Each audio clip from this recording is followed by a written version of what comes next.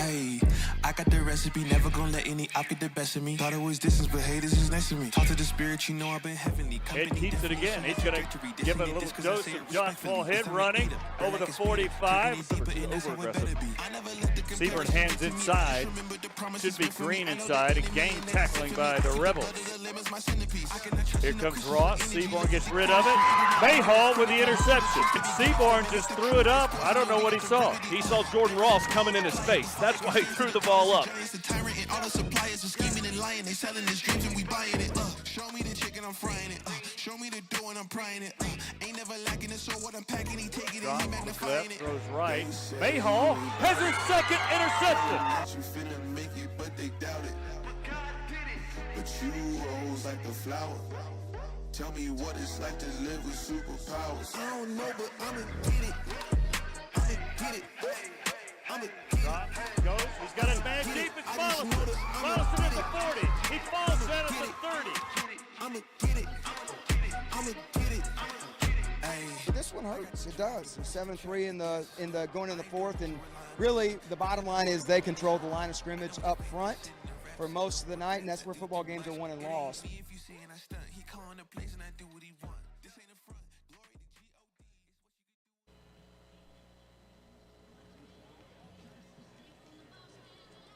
It's an overcast night here at Vestavia. The Hoover Bucks come in 1-2, 1-0 in the region against the Rebels, 2-1 and 0-1 in the region.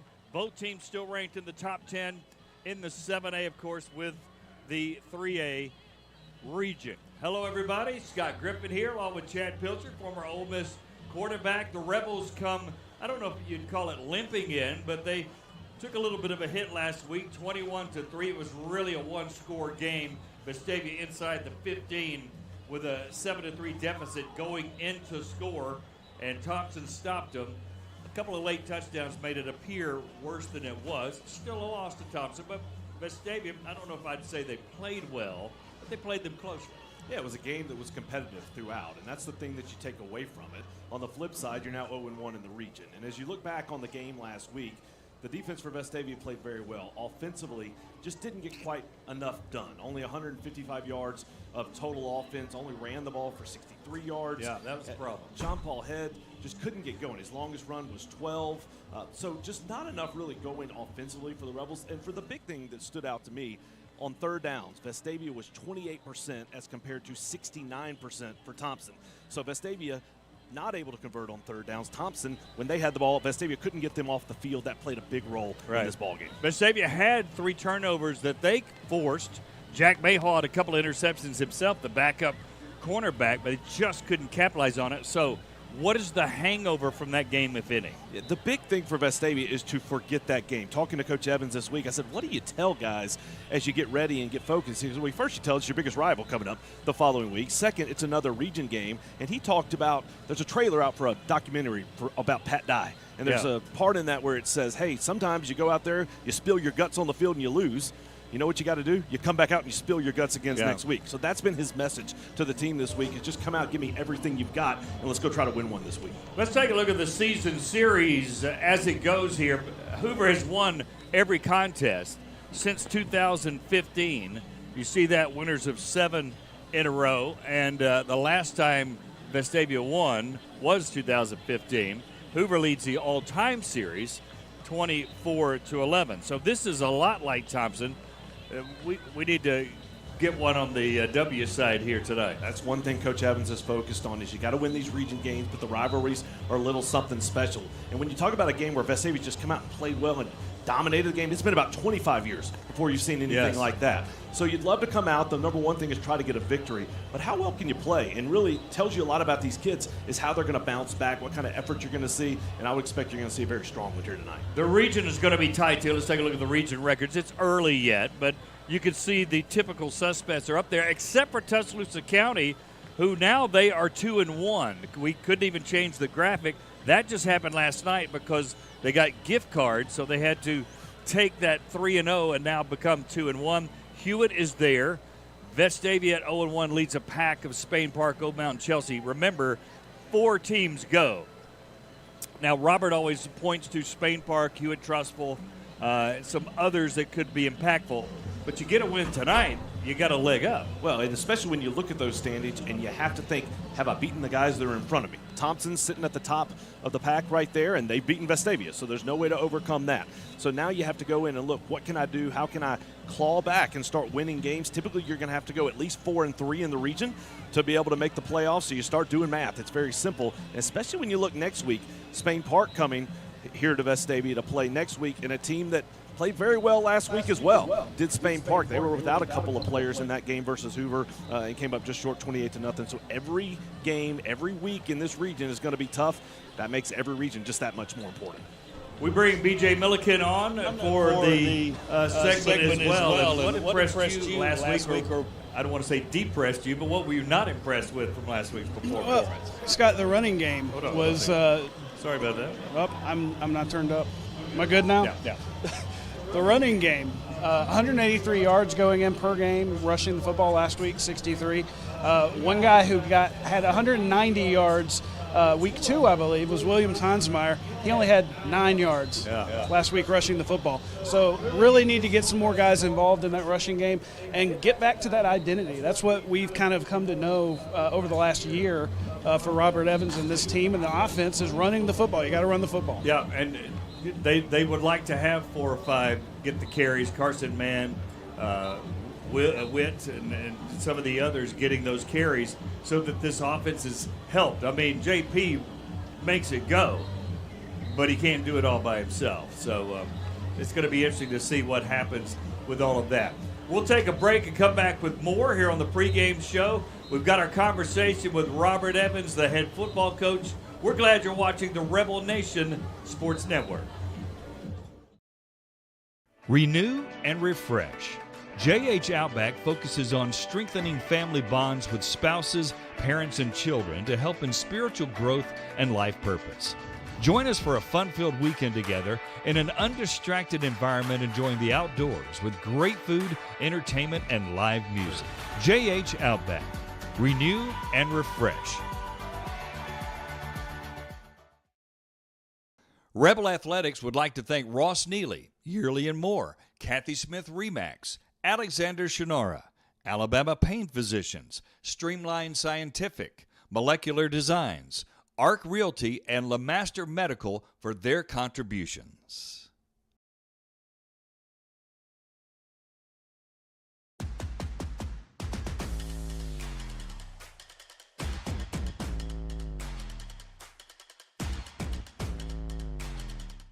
Welcome into the pregame coaches show with head coach Robert Evans. I'm Scott Griffin, of course. Last week, very difficult loss, tough one, 21-3 to Thompson. It was not even close to that score. It was really a one-possession game. Just your initial thoughts after looking at video and rehashing the game, thinking about it a little bit. Well, you know, congratulations first off to Thompson. They played and deserved to win, but we had our chances, and I think it was 7-3 with 6 minutes or so to go, and you know, they converted a long 4th down pass for a touchdown and put the kind of game out of reach, and then score one late off a turnover. But you know, I thought we had our chances, and you know, it was the last 2 times we played them, it's been 7-6 and 7-3 going into the 4th quarter. I was just telling the guys today we have to figure out a way, and I don't know what it is, to get over the hump against the teams, the better teams in our region. But that's a really good football team. They're well coached. They play tough physical football, and they deserve to win that game. We thought if we won the turnover battle, and we actually got 3 turnovers, that we could come out on top, but we also, I think, gave 3 away. And so when you're neutral and then they controlled kind of the line of scrimmage, because they've got a big physical lines of scrimmage on both sides, and they just deserve to win. I know you're not into moral victories, but do you believe in the steps of narrowing that gap before you kick in the door? I don't know. I mean, we narrowed it kind of last year. I mean, we were up on Hoover going into the 4th. We were 7-6 with Thompson. So, I think we narrowed the gap, so to speak. We have to find a way to get over the hump, and I don't know what that is. It's a hard thing to do when you don't have some of the depth or the mass that some of these other teams do. But we have to, weaponize. I didn't think we played fast enough offensively, and then we couldn't, there are two critical 3rd and long, 4th and long situations where we didn't make plays on balls or it didn't have a good call, whatever the case might have been. And so, it is what it is. It's a continuing quest, but there's been good football staffs here and good teams here that have had the same issues. And so there's no easy solution. I wish there was. Standout guys, obviously Jack Mayhall with a couple interceptions coming in as a backup, did a great job of that second one. Both of them were, but the second one was an outstanding individual play. Talk about his play a little bit. Well, Jack's an interesting guy. We were looking for some corner depth in the offseason. He was a receiver that was kind of down the depth chart a little bit, and you just look for someone that has some athletic traits, and he is an athletic kid. And we approached him in the offseason about moving to corner, and he's provided us quality depth. He learned it from basically square one in the offseason, and really he got his opportunity and made the most of it. Made 2 plays down the field, and he's got really good ball skills and probably a little bit undersized, and will probably get targeted some in the next couple of weeks, but he's a competitor, and it means something to him. And so to see him develop, have success, give something, a new position a try. There was also a stretch there, and I think it was the 3rd quarter, where Jordan Ross just went bananas. I don't know what happened, but he made about every play. With Jordan, he had we do the production charts every week, and his production has been through the roof for the season. And he's played 3 really good games. He's backed up kind of the hype, and that's one of the things you worry about with, and we won't probably have another kid as hyped as he is, but you worry sometimes for those kids that get told all the time how great they are if they work and if they will produce in the games. And he has elevated his game to a level through these first 3 weeks that is probably, I would assume, unmatched in the state of Alabama at the edge position. So, you could make probably a season-long highlight tape off his first 3 games. And he's a force, and he's playing smart football, and he's playing tough football, and we've got to continue to keep him fresh and hope that he continues to play the way he does. Finally, for this segment, any injuries to talk about? Everybody, I know we have guys who are always banged up, but nothing. No, we're on the mend, I would say. Yeah. So we're hopeful to be close to full strength. Obviously, every game you're gonna have a few bumps and bruises, but we'll have close to a full deck minus Caden Daniels and minus maybe 1 or 2 other guys.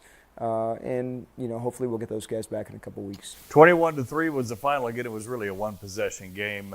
Vestavia driving in with about 6 minutes, a little bit less to go. Stopped on a 4th down inside the 15-yard line, and it became 21-3 at a snap of a finger. So a very, very close game.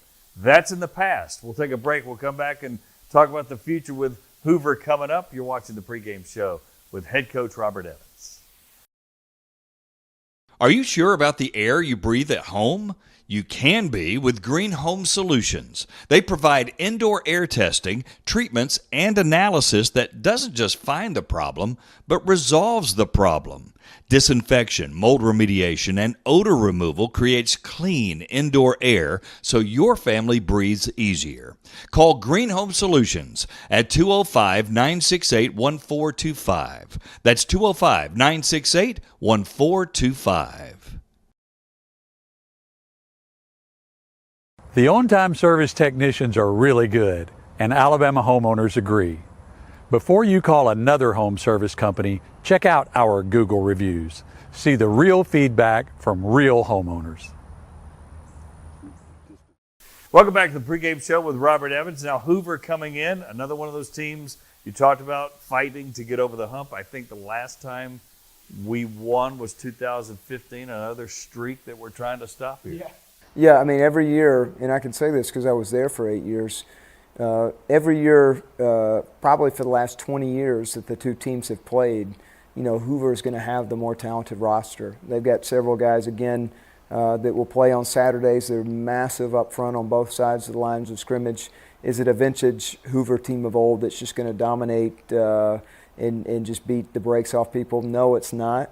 But it's a quality team. They've played 2 really good teams. Auburn was a finalist last year, and they were same kind of like us and Thompson. They were as 20-14 going in the 4th, and the game got away from them in the 4th quarter. And then they played Oak Grove out of Mississippi, who's a really well-reputed program, who's won multiple state championships recently, and same type deal. They missed a kick to win the game and went to overtime and lost, and they beat a really quality Spain Park team last week, 28-21 or 28-20, and really, I mean, truth be told, Spain Park's got as much or if not more talent than Hoover did. So it was a really quality win.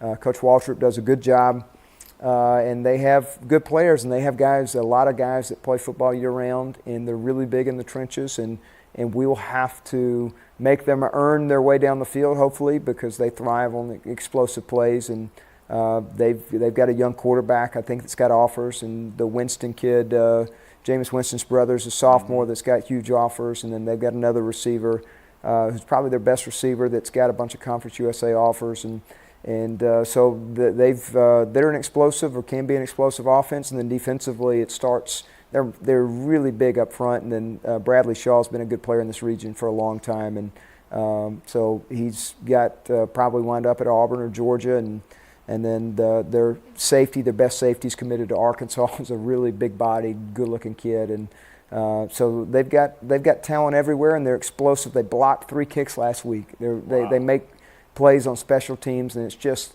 I think that's the one thing people don't appreciate until you see it up close. Just the depth of their roster and the amount of bodies they can put on special teams that are fresh, that are athletic kids. So. We have to be solid in all 3 phases, and we've got to value the football. If we don't turn the ball over, and if we can tackle well and keep the ball in front of us, we'll have a chance. If not, it'll be a long game. But we need a good environment at home. I think we'll have one.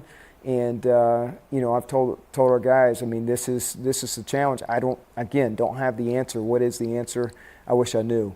But we've got to find a way to get over the hump, and a win over Hoover is a significant win. Good news is John Paul Head missed last year's game, and it's still a 2014 game with a backup quarterback playing, and this year he gets to play. Yeah. So that's a good thing for us. Well, we'd rather certainly play with him than not play with him, but Luke did a good job last year, and we had our chances last year, and they, again, we were up going in the fourth, and they made more plays in the fourth quarter than we did, and deserved to win the game, and so we're going to have to find a way to be in the game and then make plays in the fourth quarter to have any semblance of a chance. Are you looking for more, because he's running the ball well and he threw the ball well first week, are you looking for more explosive? Yeah, I mean, that's obviously, it's been a point of emphasis this week. Stylistically, we just really couldn't do it much last week. That was not an option.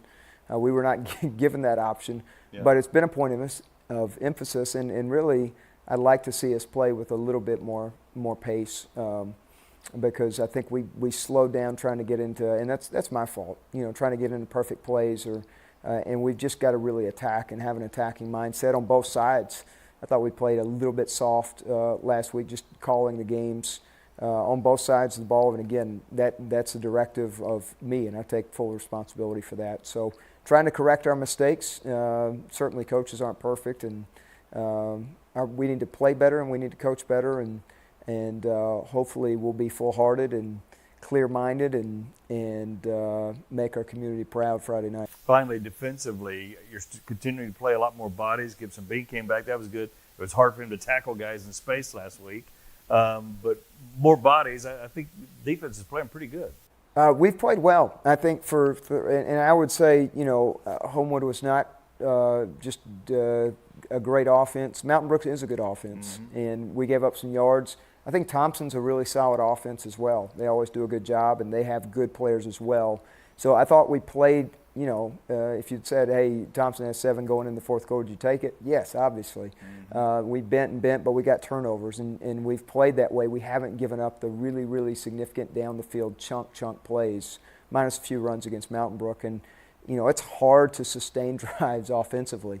And we found that out last week. It's just hard to go on these 12, 14-play drives. Like, you've got to find explosives, and we've got to limit explosives defensively. And then we've been really solid. I was very proud of our special teams, our coverage units, because Thompson had some dangerous returners. Owen Simpson had a fantastic night kicking the ball. And our coverage units were outstanding against really good returners. So I think we've been very solid in the kicking game, and hopefully we can continue to do that. And I do think there's just got to be a few breaks that go our way, and we got to make some of those our own, but then sometimes the ball just has to bounce your way. That doesn't mean that we shouldn't be there at the end. We're always going going to expect to win going in, and this is no different. We expect to be in a dogfight, but we expect to win. I don't want any different. There you go. And by the way, Owen Simpson with a big 43-yard field goal for our score last week against Thompson. All right, we're getting ready for the starting lineup, senior night, and much more. There's a lot of festivities ahead. You're watching the Rebel Nation Sports Network. All right, there is the pregame chat with our man Robert Evans, the head coach for Vestavia. Scott Griffin, Chad Pilcher here as we await. We've got the senior night that's going to happen, as you see across the way. Hoover is still practicing, doing their pregames on the end of the field, where Hoover will try to do the senior night. I think they're starting to move a little bit now so that we can recognize the seniors. Kind of early in the season to do that, but I'm sure there's a reason for it. We're also going to recognize some state championship teams that are down there as well. Of course, Vestavia excellent in many realms in athletics, for sure. Yeah, tonight's going to be a cool night where you're going to see a lot of guys recognized for the accomplishments and really the time that they put in these athletic programs. It's not just football. It's very broad. It's very a number of different players and a number of different sports.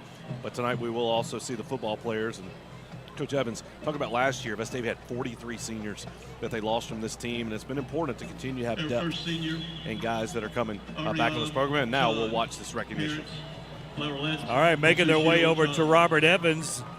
Area John is the first. Flowerlet and Sushil John. There as Robert Evans gets the pictures with them. Veronica and Alex Peterson. Alan Peterson will be next. Veronica and Alex Peterson when Robert gets through taking that photo. This is the most he'll move all year as he gets ready for Alex Peterson. And Jessica Menheim. And our PA announcer's a little bit ahead of us. That's Alan there. Ben Mendheim will be next with Ross and Jessica Mendheim as Robert takes his picture with these seniors. Again, 41 seniors on this football team. Blair Still will be next. Parker and Laura Still. Parker and Laura Still are the parents for Blair.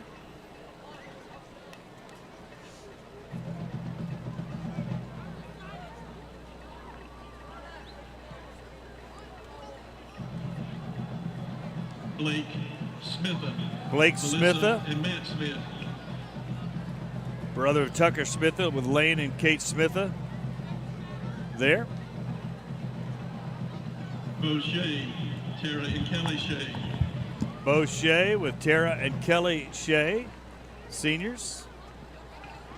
Brendan Marshall, Monica and Bertus Flag. This is Beauchet. Yeah, the PA announcer's off. Caden Taylor, Seth and Leah Taylor. Brendan Marshall there with Monica and Bernice Blanding. Caden Taylor will be next. Seth and Leah Taylor there, number 23, Caden, who's one of our better offensive players for the Patriots. Carter Shirley. Then Sean Carter Shirley, our kicker, Elizabeth Shirley Boackle. with Sean Shirley and Elizabeth Shirley Boackle. And then finally, Charlie Ingram. Charlie Ingram. With Mark and Amy Ingram. Mark, of course, the athletic director at UAB. A lot of seniors, Chad, at 41. And you got to have that for a program to be successful, and not only successful in year one, but to put things together. And that's one thing you've seen is a lot of guys coming out for football. Roberts made football important and want guys to come out. And what stands out is you got a number of seniors that maybe they're not a starter and they're not playing a ton, but it's important to them to be a part of this program. And that when you create that kind of atmosphere in a community, it builds up and it becomes a really something that's big time and gets folks excited. That's why you see these stands full every Friday night. Jaden, well, we're starting on the other end now. Cooper Mollison. That was Chuck Hammock with Jeff and Heather Hammock. Cooper Mollison there with Brendy and Jeff Mollison. Cooper, our starting wide receiver. Ford and Brady Next Brown. is Ford and Brady Sean Brown. Sean Brown, Phillip Brooke, and Philip Wedgeworth.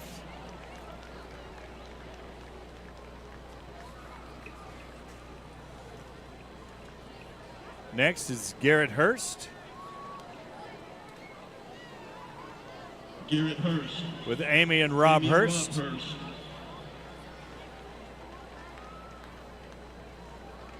Seniors continuing here. George Wolf, George Wolf. Michael and Tracy Wolf.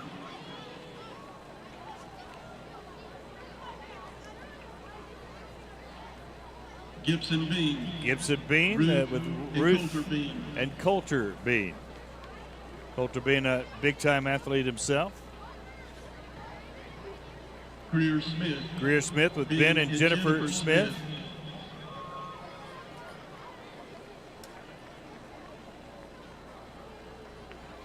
Harrison Faust. Harrison Faust Lindley starting and Adam defensive Faust. tackle with Lindley and Adam Faust. Good-looking family there. Harrison Heath will be next Harrison Heath. with Ezra and Dina Ezra Heath. And Dina Heath. There you go. Hill Hewen, Hill Hugan. Valerie and Scott. Valerie and Hugan. Scott Hugan.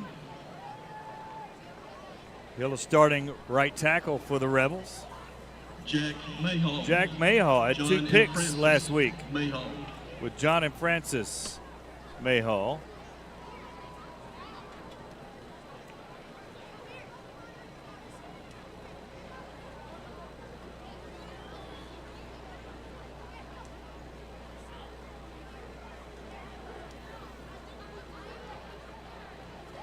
And we're going to get out of order here. That's going to be John Paul Head with Leanne and Paul Head.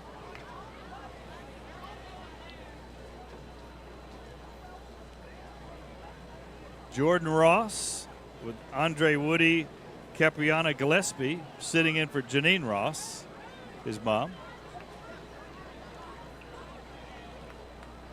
Our seniors, Jaden Caden Daniels, Jason and Latanya White. Robert's got to go back and start over. Jaden and Caden, the twins, with Jason and Latanya White. John Paul Head, Leanne and Paul Head. Jordan Ross, Andre Woody, and Capriana Gillespie. Now Robert will make his way to Jordan and Jordan Scrabo with John and Angie Scrabo.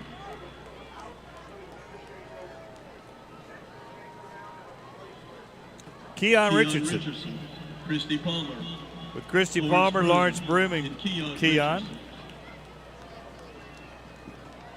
Good looking group there. Cohen Nelson. Cohen Kenyatta Nelson with Kenyetta Nelson, his mom. Lofton Shepard with Lofton Lee Shepherd. and Jennifer Lee Shepard. And Jennifer Shepard. Ton of seniors for Vestavia. Then Lofton Orcus. Lofton Orcus. Jeff and Rebecca. Jeff and Orcus. Rebecca Orcus there. Luke Beckham, a backup linebacker, will be next with Luke Heath Beckham. and Jamie Beckham. Heath and Jamie Beckham. Matthew Ledbetter Matthew Ledbetter. with Dr. Greg and Dr. Marianne Greg Ledbetter. And Marianne Ledbetter. And then McCall Moore with Alicia Moore McCall standing Moore. with him, his mom. Alicia Moore.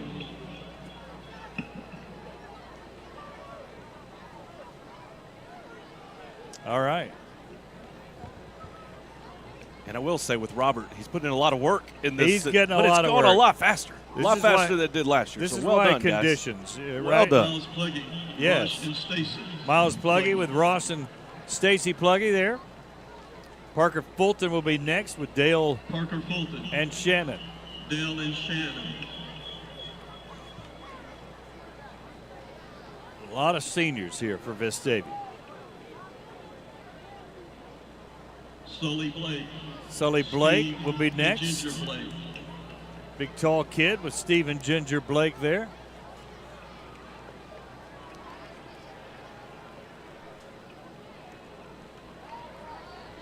Tanner McGinnis. Tanner McGinnis, Carter and Emily McGinnis.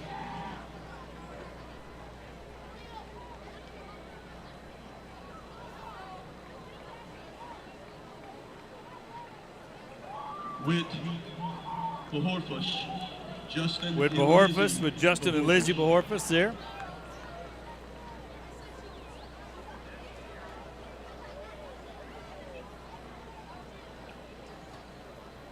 Walker Gardner. Next is Walker Gardner. Francie Gardner. Correction, Francie Pender with Walker.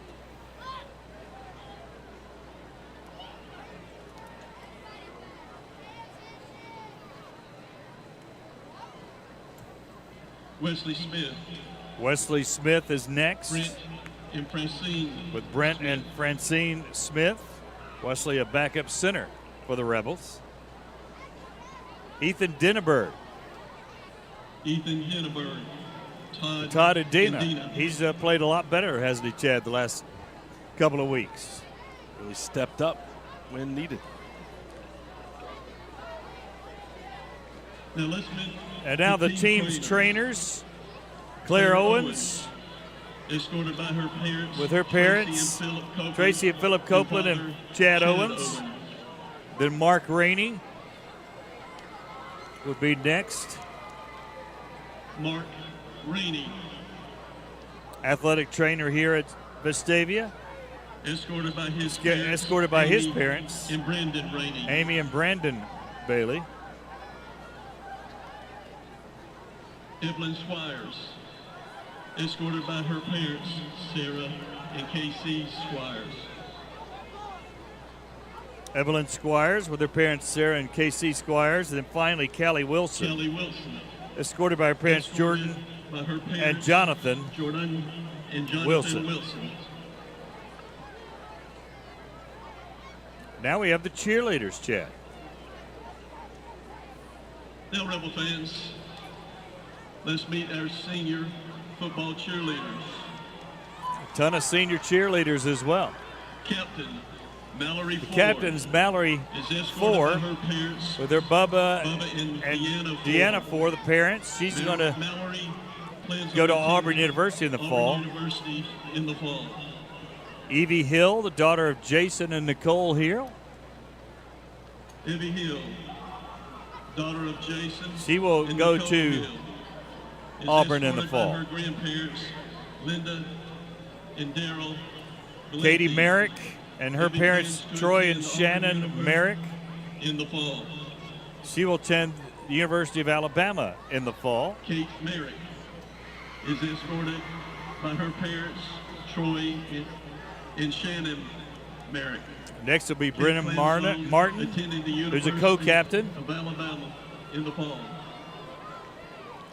with her parents, Greg and Beth Martin. Brennan She plans on being at Martin Auburn University is as well. escorted by her parents, Greg and Beth Martin. Brennan plans on Lucy attending Reed, escorted Auburn by her mother, University Julie Reed. in the fall. She will be at Auburn in the fall. Lucy Reed is escorted by her mother, Julie Reed. Lucy plans on attending Auburn University in the fall.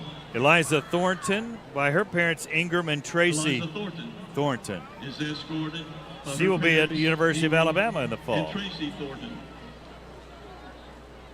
Eliza plans on attending the University of Alabama in the fall. Emma Traylor, Emma escorted by her Traylor mother, Andrea Traylor, is escorted and her by father, Ben mother, Traylor.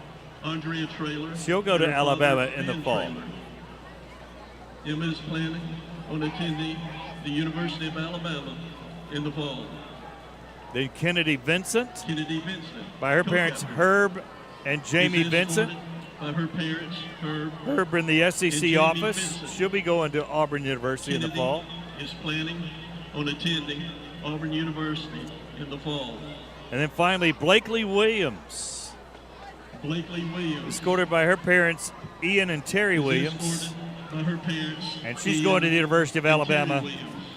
in the fall. Blakely Congratulations is to all planning our on seniors. attending Congratulations. Cannot say University of enough what it Alabama takes to put in the 4 fall. years, and really many years before that to prepare yourself, but to put in 4 years in your high school experience to devote it to your craft, whether that be Let's show these football or outstanding trainer young or men and cheerleading. ladies Congratulations to your those appreciation young men and women. with a round of applause. We'll take a 2-minute break and we'll come back. Oh, wait, I'm sorry. I'm a little early. We got the championship teams coming up. State championship teams here, Chad.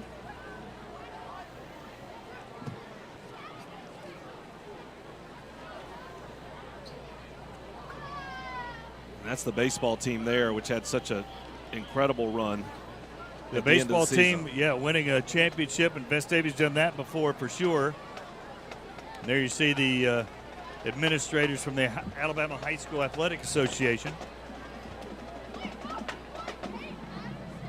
And of course, there's a lot of football guys on the baseball team as well, 7 to 8 of them.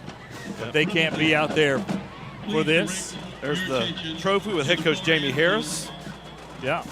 And then Senator Wagner back.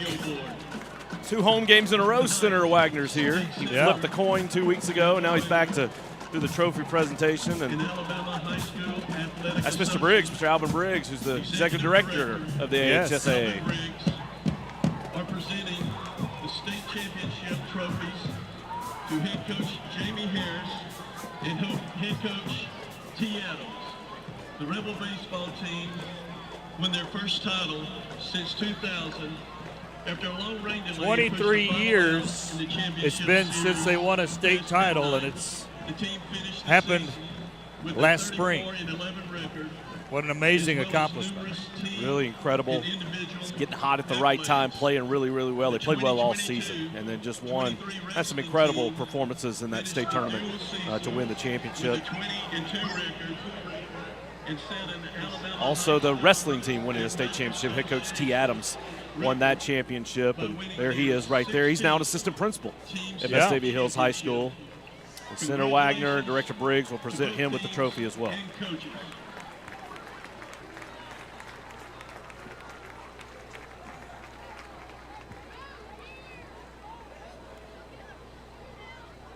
State championship wrestlers there.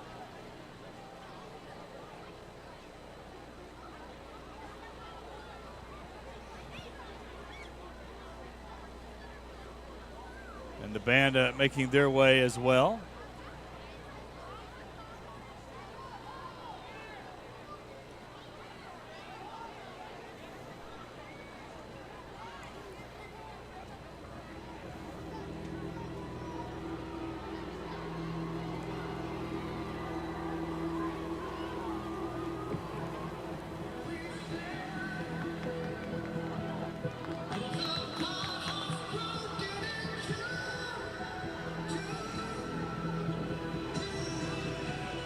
And we got the golf team with the state championship as well.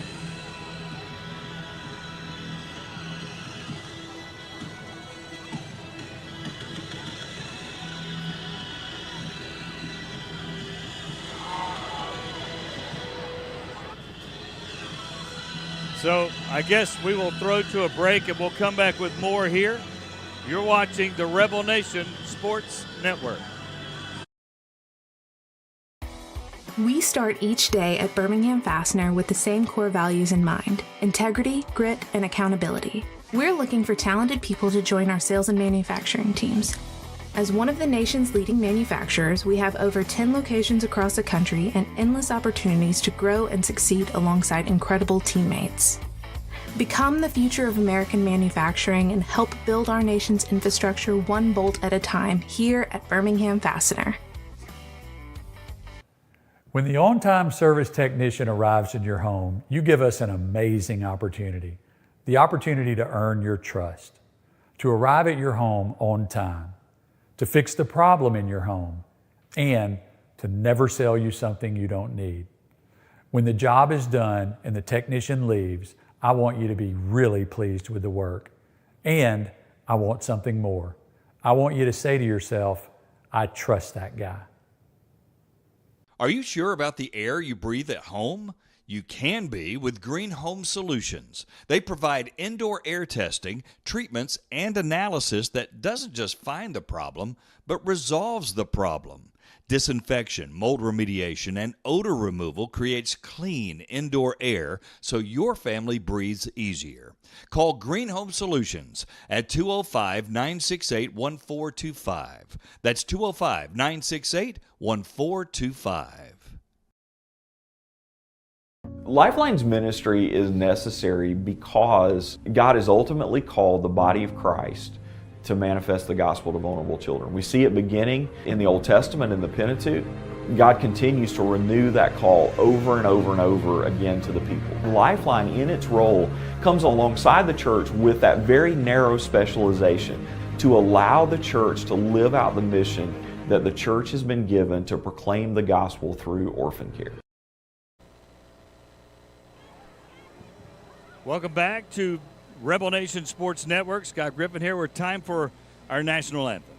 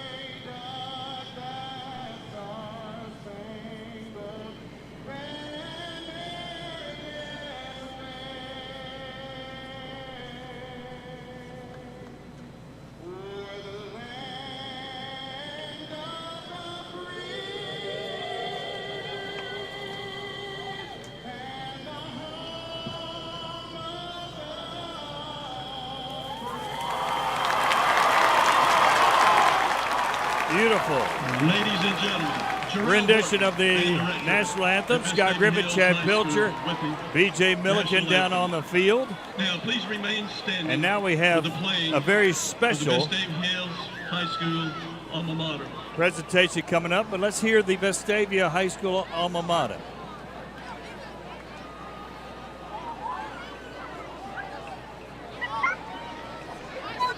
We'll play the alma mater post-game. Well, now it's announced that they'll play it post-game, so we apologize for that. We've got a special presentation coming up at the middle of the field. We'd like to take a moment to honor the top scholar athletes from each school. As part of the series, it's a lot of pregame stuff, Chad. We'll be presenting each player. You agree? Yeah, this is the I think Great it's American a lot rivalry. to try to cram into one game. The Great American Maybe we Rivalry need to series. spread it out over some games. So they'll honor the top student athletes on each team. Yeah. Congrats to those young men. Matthew Ledbetter for Vestavia, right? That's correct. So congratulations to Matthew. And Chalmers Peters, running back from Hoover. Chalmers Peters. Chalmers is a valuable member of the Hoover. Chalmers gets a lot of playing time for Hoover. He serves his team, community, and school at a high level. Chalmers has maintained a 4.36 GPA while taking so those two kids do it right. They combine great athletics with great academics. And that's important. It's something that the kids take pride in, and that's what both of these programs and both of these schools in these communities. You see kids that not only great athletes, but they're guys that really invest in the classroom. because they understand what it's all about. And especially in high school football.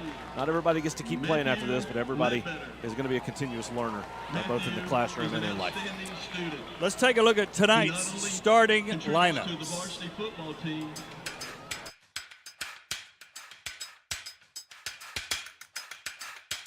John Ballhead, senior quarterback. William Tonsmeyer, junior running back. Caden Taylor, senior running back. Jane Daniels, senior receiver. Cooper Mollison, senior receiver. Ken Richardson, senior receiver. J.D. Livingston, junior O-line. Landon Page, junior O-line. Hill Hewen, senior O-line. Ford Brown, senior offensive line. Caleb Boylan, sophomore O-line. Bruce Littleton, junior tight end.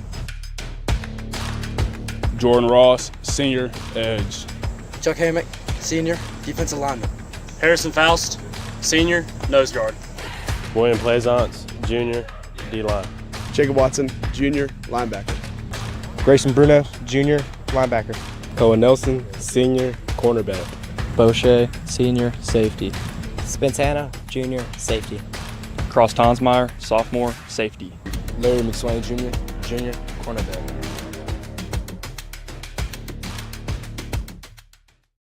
There's your starting lineups for tonight. A good night for football, a little cooler weather. The rain this afternoon cooled it down. We should have a lot of hard hitting and some great football coming up here with the Hoover Bucks and Vestavia Hills Rebels, a huge Region 3 battle in 7A. We'll take a break and come back with more. You're watching the Rebel Nation Sports Network.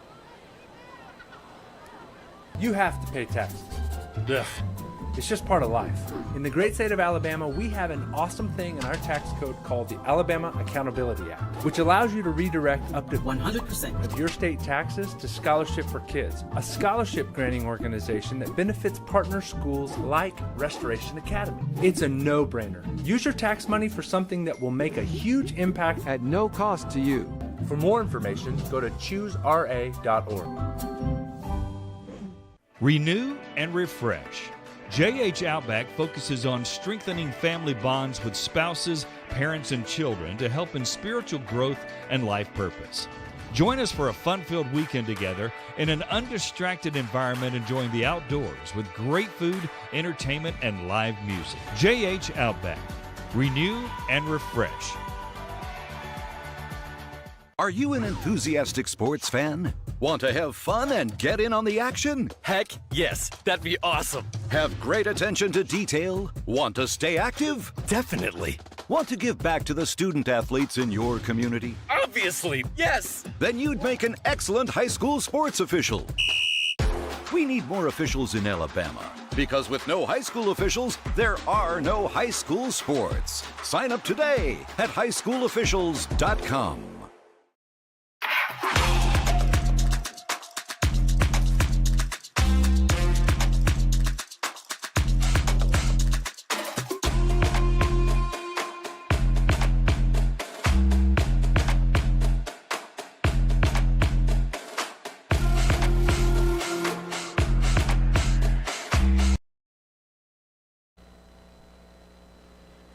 Welcome back to Rebel Nation Sports Network. The Rebels getting ready to run out carrying some American flags. That'll look terrific here at Buddy Anderson Field. Scott Griffin, Chad Pilcher, B.J. Milliken roaming the sidelines for us. Our great crew here. Seems like we've been waiting for kickoff for 2 hours. It's been a lot happening in the early going and the pregame show. But I'm ready. This is a great atmosphere. It's pretty much packed here on the Vestavia sideline. Folks still coming into the stands. Pretty good crowd on the Hoover side as well. And you see there the American flags being carried by the Vestavia players. I don't know if some folks saw it, but the atmosphere in the pregame on Monday night in New York with the Jets and the Bills and Aaron Rodgers coming out, it all went really poorly after 4 plays once it got going. But that pregame was one of the coolest things I've seen with Rodgers coming out. Vestavia's going to be doing the same thing, and right now the captains for the Rebels are headed out to midfield. We'll go out to midfield with them and listen in to what happens here as the captains are there. Jordan Ross, Cohen Nelson, John Paul Head for the Rebels. So let's take a listen to what we got. All right, gentlemen, you're the captains of your team. You're responsible for their conduct. We have somebody acting up. You take care of it before we have to. Eisenhower's heads, Liberty Bell is tails. If I drop it, we'll flip it again. What's your call? He called heads. And it is heads. You've won the toss. You want to defer? All right. White has won the toss and will defer. You want the ball anyhow. Which end do you want to defend? Scoreboard? All right, put your backs over here. Step over here. And it looks like Hoover won the toss.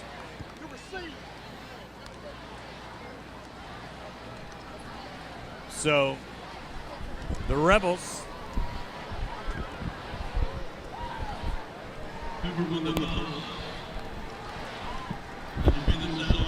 and they will defend the south part of the stadium. And the Rebels will start on offense here to begin it, which might not be a bad thing after last week. No, want to get going, want to have a good start offensively. I think you're going to see Vestavia go much faster this week than they went last week. Thompson really got them out of their rhythm. They weren't able to get the tempo that they'd like to play at. They are going to be really focused on playing fast with great tempo this week.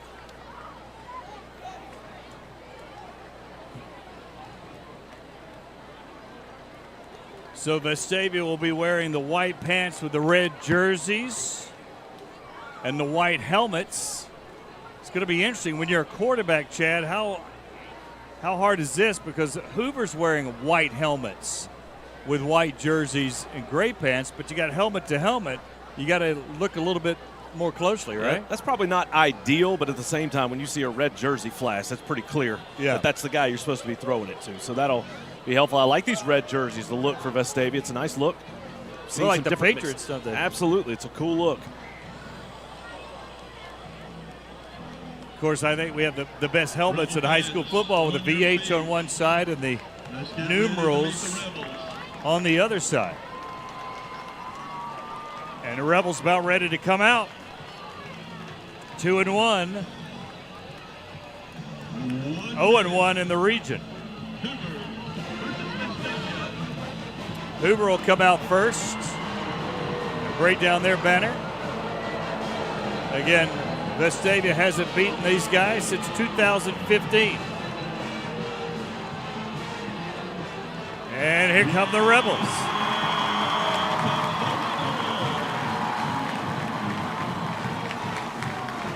Beautiful sight here tonight on a cool Friday evening.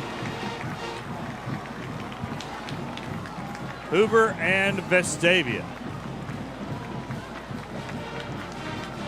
And you talk about coming into this season how long it's been since Vestavia won, but there's a different feeling here tonight from the Vestavia sideline. The Rebels come in expecting to win. I think that's something they expected last week as well and played very well to the end, but they expect to win this ball game. With Hoover coming in at 2-1, they got their first win of the season last week against Spain Park, winning that game 28-0.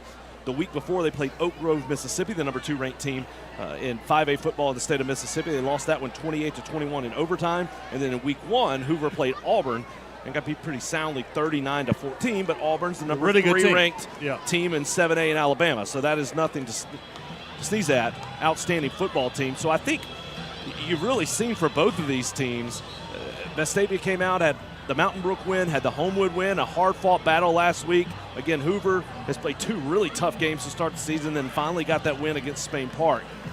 So I think these are 2 teams that are trying to see what they've got, especially early in the season. It's hard to believe we're already at week 4, but here we are. This is a big statement game for both programs. It's a big game in the region race, and it's a big game for playoff spots and seeding. Chase Webb, number 2, and Carson Mann, number 5, back deep for the Rebels. Kick it off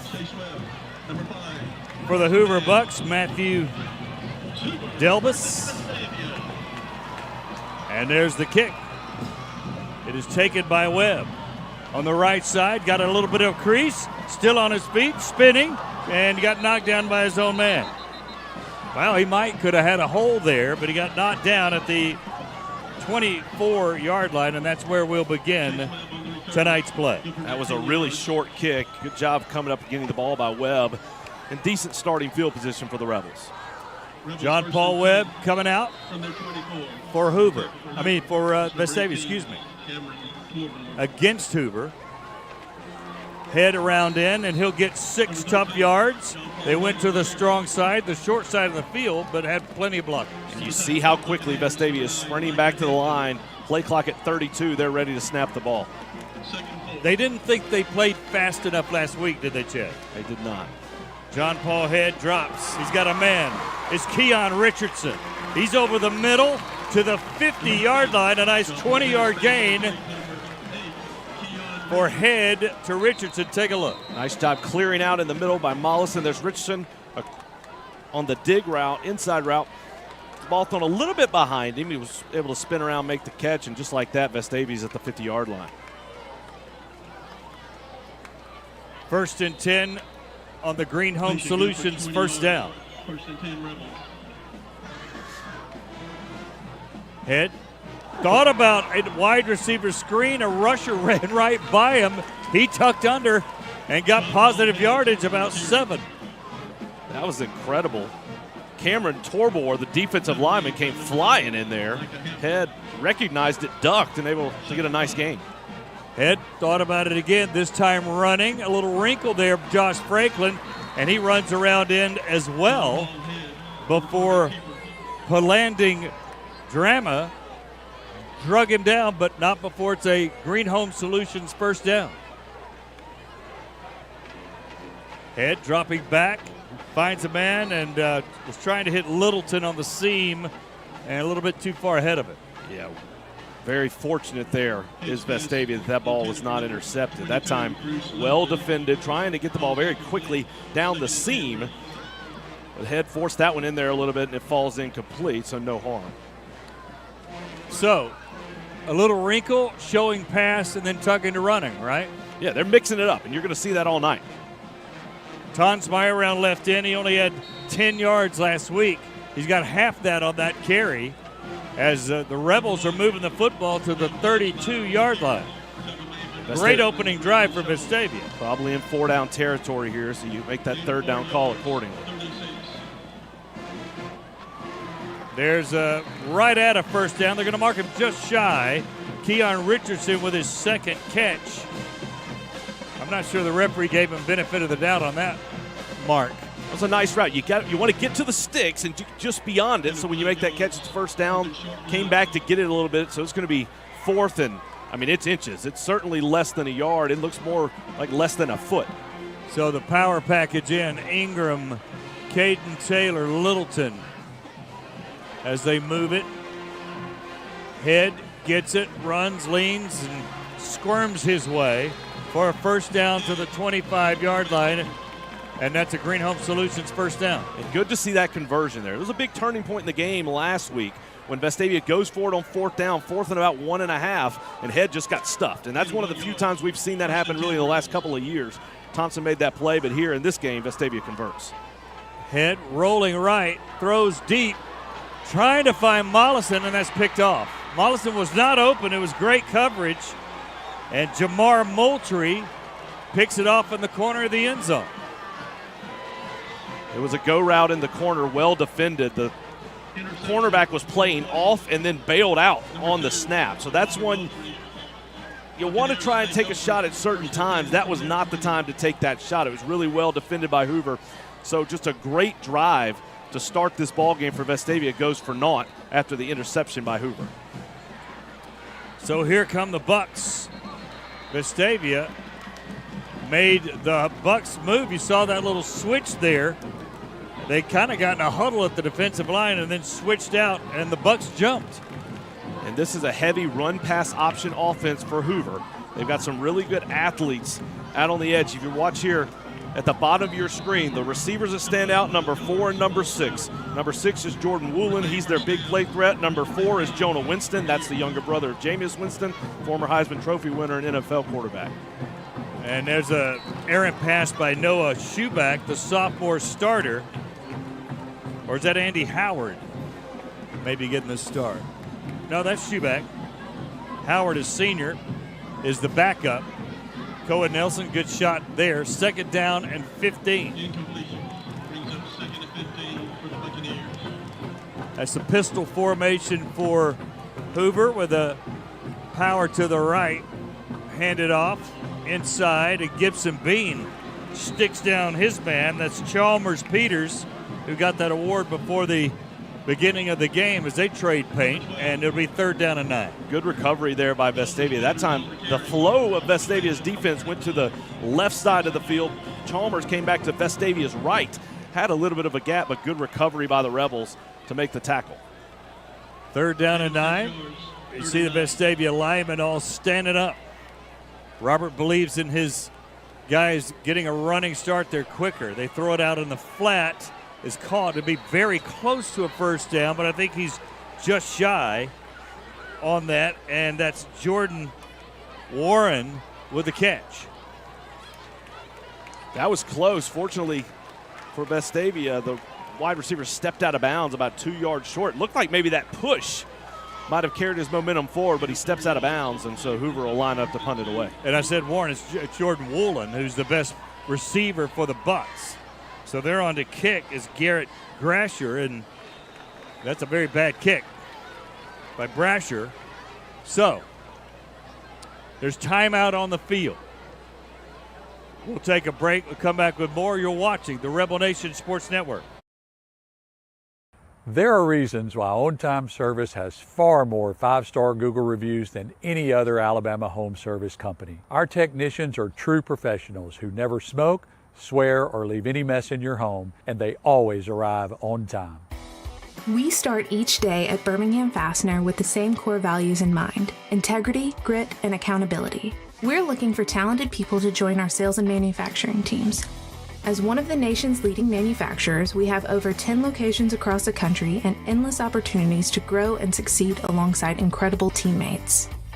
Become the future of American manufacturing and help build our nation's infrastructure one bolt at a time here at Birmingham Fastener.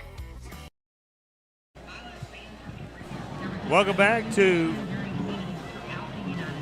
Rebel Nation Sports Network. Let's go down to B.J. Milliken on the sidelines, and B.J. feels pretty cool down there. We won't have this heat problem anymore, huh?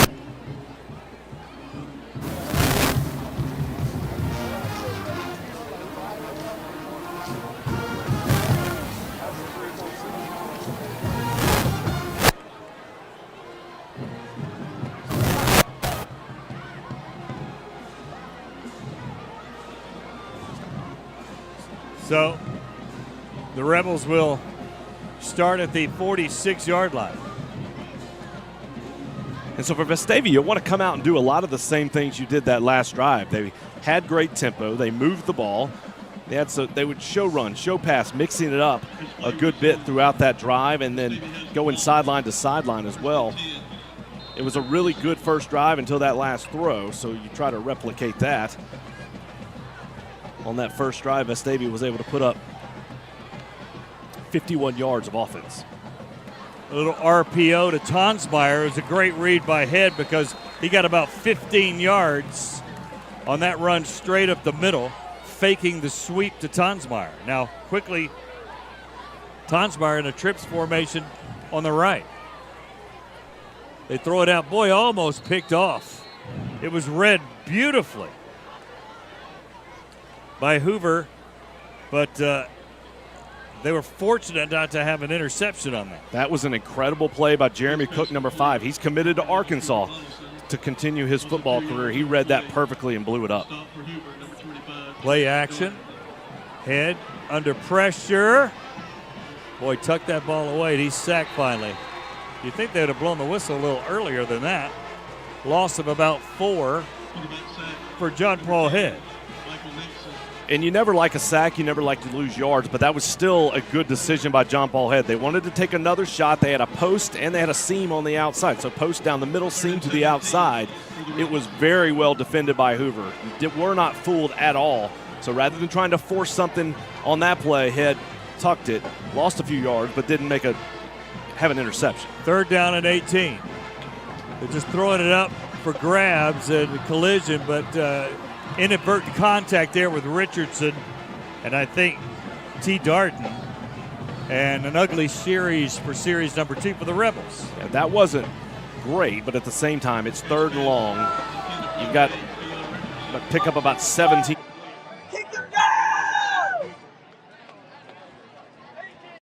Essentially the equivalent of a punt. Owen Simpson on for the kick, and it's down at the 18-yard line. Fumbled, picked up by Cross Tonsmeyer. Let's see if they give it to him. And let's see. Right off his chest. Actually, that's not Cross Tonsmeyer. I guess that's William or Spence Hanna, probably, who wears number 1 as well. Cross wears 0. William wears 1. So I think that was Spence Hanna, the safety. A lot of discussions by the officials. We have a flag down on the field. Did you see when? I didn't see when it was tossed. I did not. Vestavia's lining up like they're going to have to punt it again. So if that's the case, Hoover will get a huge break. And Robert Evans getting the explanation.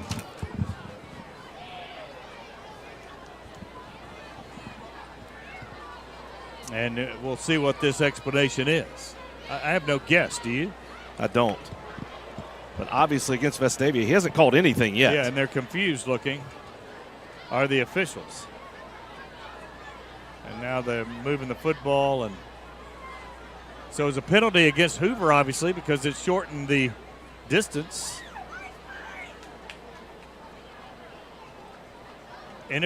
Inverted whistle, is that what he says? Of course, in high school, you don't get the PA announcing. So I'm not sure what's going on. They moved it again. So they've moved the football twice, Chad. I'm not sure. I can't help you. 4th down and 12. The Rebels will punt it again. Simpson kicks it. Good kick. Fielded at the 3. And that's not a great play again by the Bucks, because that would have likely bounded in the end zone, but we'll take it. So that's where Hoover will set up on the 3-yard line. I still don't know what's going on with that. I don't either, and it's an odd. I didn't see an indication. He looked like he was giving a thumbs up to the crowd. Like, right. I don't know what that meant. I will say I thought I heard a whistle after that ball was fumbled. So I'm not sure if that's what he called. I did think I hear it. So maybe it was an inadvertent whistle. But even then, they moved the ball up. It's really an odd kind of situation. Holding against Hoover, but that'll only mean another 1.5 yards. So they'll start basically with the nose of the football over the 1-yard line.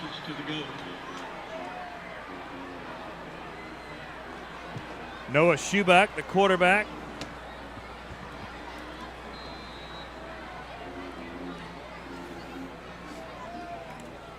Freddie Dunson is the tailback. They run 3 of them. Football loose.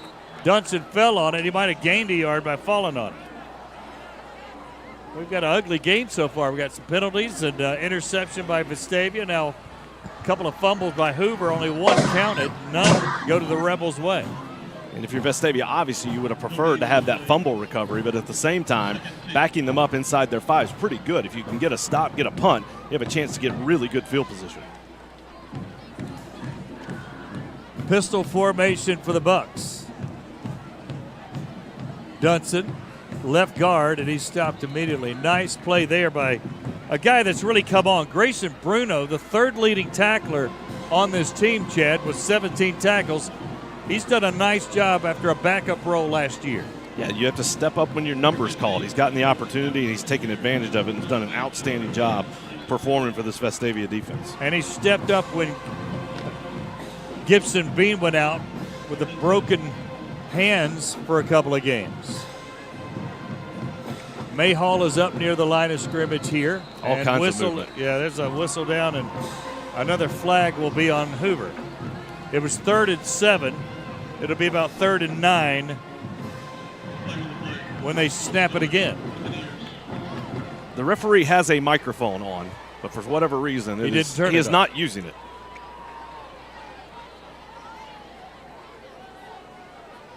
Jordan Ross is another one, Chad, I wanted you to talk about, who's really come on this year. Last year he had tackles in the mid-40s. He's got 22 tackles already this year in 3 games, almost half the total. And he had 11 last week against Thompson. Yeah. And when he decides to just dominate a series, he dominates. There was one series he did just took over. Boy, what a great play there. Jacob Watson knifing in. Watch this. Came on the blitz. How about reading that play, flying into the backfield and nothing doing for Hoover. Just a great play by Jacob Watson to get in the backfield, make the tackle on Keelan Jefferson. So Jacob Watson with a huge play there, as he has moved, of course, from nose guard to middle linebacker. And I guess there's a timeout on the field, so we'll take a quick break. You're watching the Rebel Nation Sports Network. Renew and refresh. JH Outback focuses on strengthening family bonds with spouses, parents, and children to help in spiritual growth and life purpose. Join us for a fun-filled weekend together in an undistracted environment, enjoying the outdoors with great food, entertainment, and live music. JH Outback. Renew and refresh. Rebel Athletics would like to thank Ross Neely, Yearly and More, Kathy Smith Remax, Alexander Shonora, Alabama Pain Physicians, Streamline Scientific, Molecular Designs, Arc Realty, and LeMaster Medical for their contributions.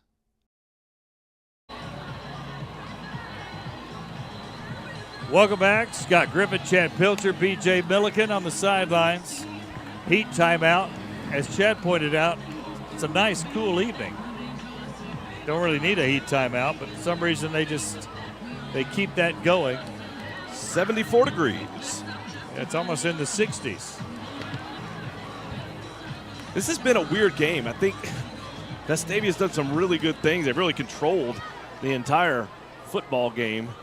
But nonetheless, still 0-0 halfway through the first quarter. But this is a great opportunity for the Rebels. Punt returner standing at the 35-yard line. Punter standing at the back of its own end zone. There's the kick, low kick. This is returnable. And a nice return there for the freshman. Number 19. Charlie Taffy, the freshman quarterback, who's done a nice job catching punts for Vestavia. And Vestavia knocking again. It's time for the Rebels to knock this one in the end zone. It'll be 1st and 10. Would you agree? Yeah, you're going to see a very aggressive approach here on this drive for the Rebels. Handoff Tonsmeyer. Beautiful blocking. Cut inside. He's inside the 10. Great shield blocking there by the offensive line. Caden Taylor leading the way. Offensive line with a great push. Great first down play for the Rebels. Caden Taylor, number 23. That's a 205-pound body leading the way. Tonsmeyer again this time, nowhere to go. Nowhere to go at all, as Cooper Darty came in hard, the senior outside backer. He read that from the get-go.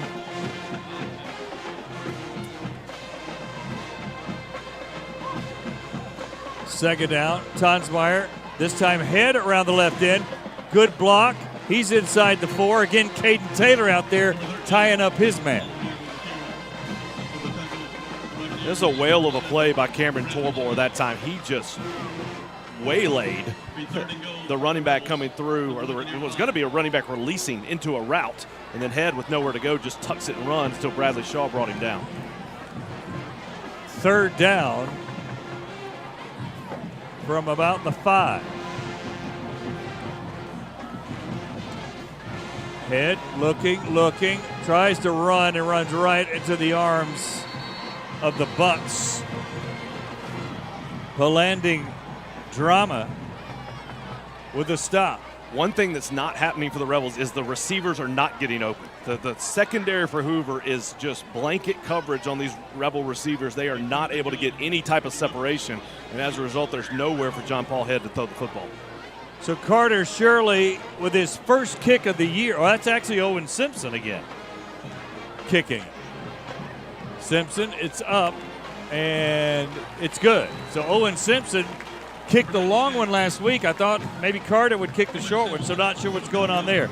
We'll take a break. Vestavia on the board, 3-0. You're watching the Vestavia Hills Rebel Nation Sports Network. Are you sure about the air you breathe at home? You can be with Green Home Solutions. They provide indoor air testing, treatments, and analysis that doesn't just find the problem, but resolves the problem. Disinfection, mold remediation, and odor removal creates clean indoor air so your family breathes easier. Call Green Home Solutions at 205-968-1425. That's 205-968-1425.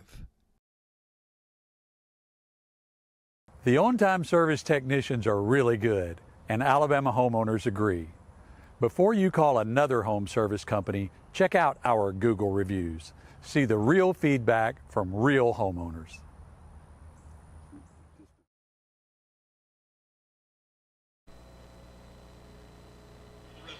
Welcome back to the Rebel Nation Sports Network. Scott Griffin, Chad Pilcher, B.J. Milliken, Owen Simpson set to kick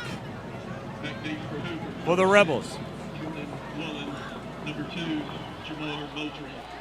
Woolen, Moultrie back deep, and that's not returnable. Simpson with his 6th touchback of the year so far. Nice strong leg for the Rebels. He's booming it.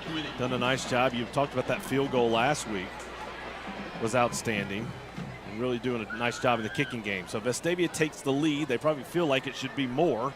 They've had several opportunities, just not able to convert those. And now Hoover will get the ball back, trailing by 3. First down and 10. Shoeback at quarterback for the Bucks. Looks, throws, almost picked off, but he found his man, Christopher Warren. I didn't catch who was knifing in there. It's cross Tonsmeyer. Tonsmeyer almost with a pick. And if you take that risk, you got to get there, right? So he knew he had protection behind him, so he was willing to do so. Could have been a huge play, but instead it's a 7-yard gain for the Bucks. Second down and 3. Pistol again. Fake the handoff, crossing pattern. They got their man.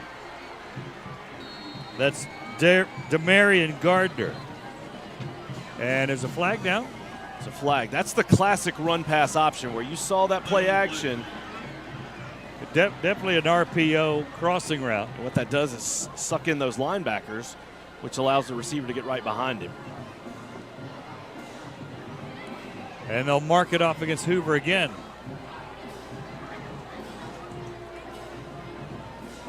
A legal man downfield. So one thing that also happens in the run-pass option is those offensive linemen are firing off in case it's a run. That play took a little bit longer. So as a result, the linemen are down the field. 5th penalty for 18 yards. Handoff inside. Nice play there. Jacob Watson with the tackle for the Rebels. That's Watson's 2nd tackle of the ball game. He's done a really good job of knifing into the backfield on several occasions, and there makes a stop after a 1-yard gain.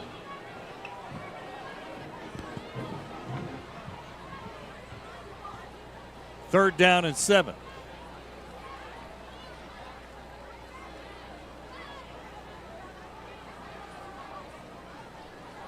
Schubach drops, trying to find somebody. Pressure, and he'll go down. Watch him. Football loose. Football loose. They're saying he's down. Do we have that? I'd like to see what happened on that. Let's take a look. Slow it down here at the end. See if he is down. Great play by Watson. That ball is out. Loose. That ball is out. Great replay. That ball was loose, and the officials blew that one. That was a false start, too. Where's the flag? That was a bad call. He was not close to down. We'll watch it again, and Let's slow take a it look down. again, yeah. Slow it down this time. Schubach again got pressure in the backfield. He decides to tuck it and run. Well, we don't have it as of now, so it was definitely not a good call. So the Rebels have had 2 fumbles whistled off. for whatever reason. The one on the punt return, that one was just a missed call by the officials, and those happen from time to time, but that was a pretty blatant one. And the interesting part of that is as Schubach was going down, his back was to the official. So for the official to adamantly say it was down, I mean, he just couldn't see it. All right, so let's go to B.J. Milliken, who said the offense was very upset with that last series.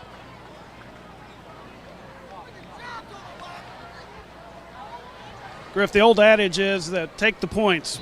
Well, they didn't want to take the points coming off the field. The offense was fired up, just like Robert Evans is fired up right now.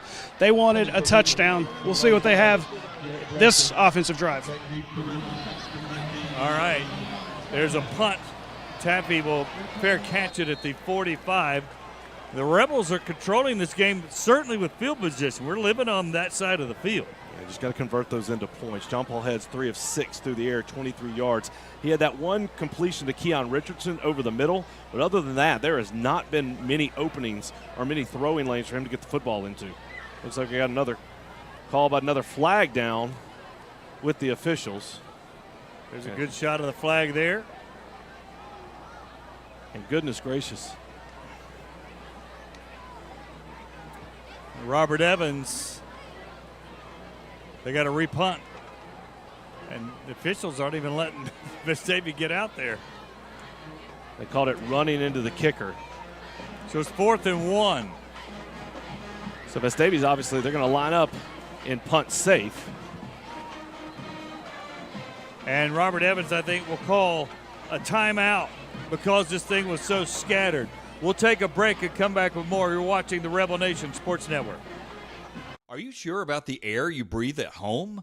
You can be with Green Home Solutions. They provide indoor air testing, treatments, and analysis that doesn't just find the problem, but resolves the problem. Disinfection, mold remediation, and odor removal creates clean indoor air so your family breathes easier. Call Green Home Solutions at 205-968-1425. That's 205-968-1425. The on-time service technicians are really good, and Alabama homeowners agree. Before you call another home service company, check out our Google reviews. See the real feedback from real homeowners.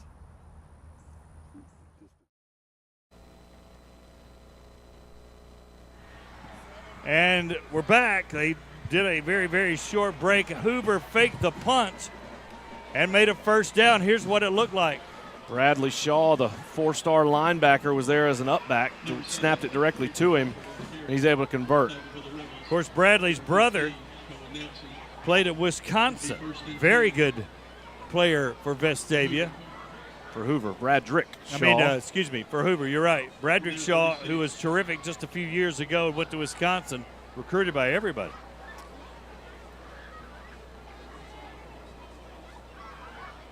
Handoff and that good play by Watson. They have an older brother as well, Brad or BJ Shaw, and he played at Hoover as well, went on to junior college in South Alabama, and he now actually helps coaching with the Pizzitz Middle School football team. So he played for Coach Evans at Hoover and is now helping out at Pizzitz. 2nd down and 9. Vestavia with 5 on the line. Now backing off. Trying to give different looks for Schubach before the ball is snapped. There's a crossing route and a tackle immediately by Bruno, but not before Jonah Winston, Jameis Winston's brother, caught the ball for an 8-yard gain, 3rd down and 2. And what a turn of events here. Could have been a fumble, Vestavia recovering. Instead, Hoover punts it away. Then the penalty against Vestavia. Hoover then lines up and fakes the punt to keep this drive alive. Now they got a 3rd and short near midfield. And the clock will run out for the first quarter. And we'll take a break with them. 3-0 Rebels at the end of the first quarter. You're watching the Rebel Nation Sports Network. You have to pay taxes. Ugh.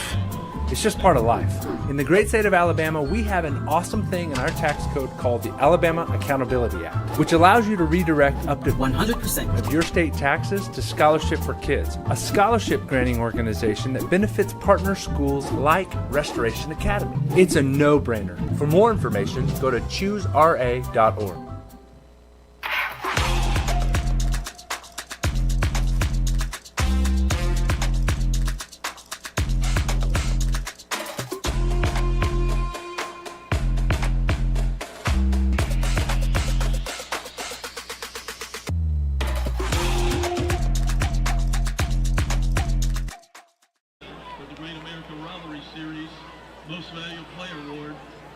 Welcome back to the Rebel Nation Sports Network. Scott Griffin, Chad Pilcher, BJ Milliken, our outstanding crew.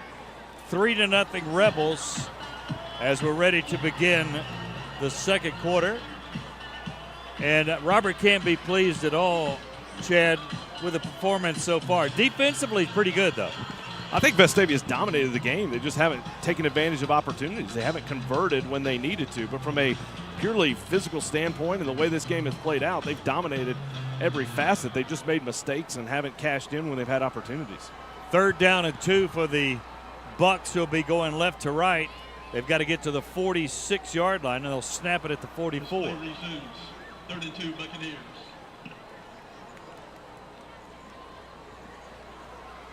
They've got their power package in.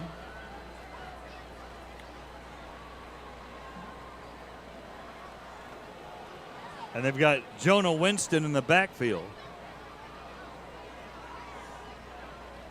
He might take the snap here, Chad, in this kind of wildcat with a power formation to the right. He's going to. He's certainly played some quarterback in his life. So Jonah Winston gets it, runs left, and has the first down, and he's got more than that as Boucher has to drag him down. Wade Waldrop with a little trickeration there, as we call it. And he's down to the 49-yard line on Vestavia's side of things. Yeah, Vestavia snooped that out. They identified the play, knew where it was coming, but a good job of Winston of staying behind his blockers, continuing to fight forward, and he's going to stay at quarterback. Winston, quarterback, has it, running left again, giving Chase Faust. And Spence Hanna has to come up to knock him out, but he's got a couple of more on that left side. That was a really good job by the Vestavia defense of stringing that out. If Winston gets to the edge, he's gone. And so you have to be able to run sideline to sideline and not allow him to do that. That was a really good job that time by Spence Hanna. 2-yard gain, 2nd and 8. Jonah Winston, the brother of Jameis, has it. He's just wildcatting it forever here, and he'll get about 5 more to the 38-yard line. Spence Hanna in there, Cohen Nelson as well. So it'll be 3rd down and about 3. It's a nice run by Winston. This is a good mix-up for Coach Waldrop. They were not doing much of anything offensively. Hoover only had about 30 yards total offense and had a nice drive here. Gets it, tucks it, runs, and he's going to be very close, probably has the first down. It might be 6-8 inches shy. I think they'll be measuring this one. We'll see where they mark it. Well, they give him the first down now. 3 yards, 1st and 10 Buccaneers. You're right. They're moving the football, just taking it, snapping. They're not even acting like they're going to do anything else. 1st and 10 Bucks. This time he throws it up. 1-on-1 coverage out there. And Mayhall with some pretty good coverage there. I was just expecting possibly a flag as he was covering Jordan Wallen, their best receiver. Certainly could have thrown one had they chosen to do so. He never turned around. He just kind of continued to kind of face the receiver, and Wooten jumped up, but a good job. It's so easy when you get that many run plays in a row to just fall asleep and say, hey, they're going to run it. They're going to run it. I'm not going to pay attention to this receiver. But that was a really good job by Jack Mayhall to be aware of the situation and to have nice coverage to break that one up. Woolen again, their best receiver, 2nd and 10. Schubach back in at quarterback.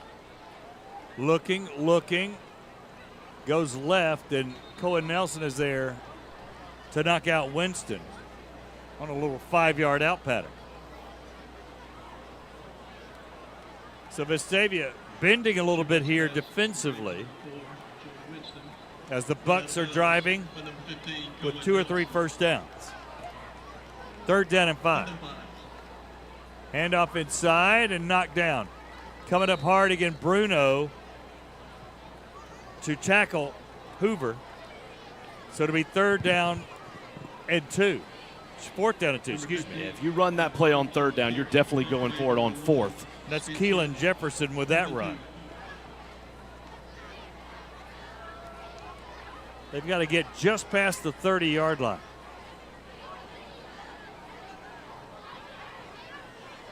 Changing the play here is Shuba.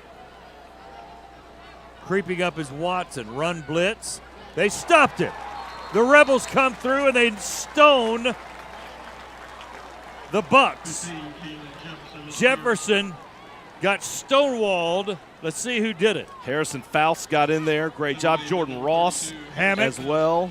Yeah. I don't understand why they went away from Winston running the football. I mean, they were getting huge gash runs that entire series. Then on 1st down, they chunk it down the field, and then they bring the other quarterback back in and nothing doing. Really, really surprising decision to make that switch after a really good decision to put Winston in at the quarterback spot.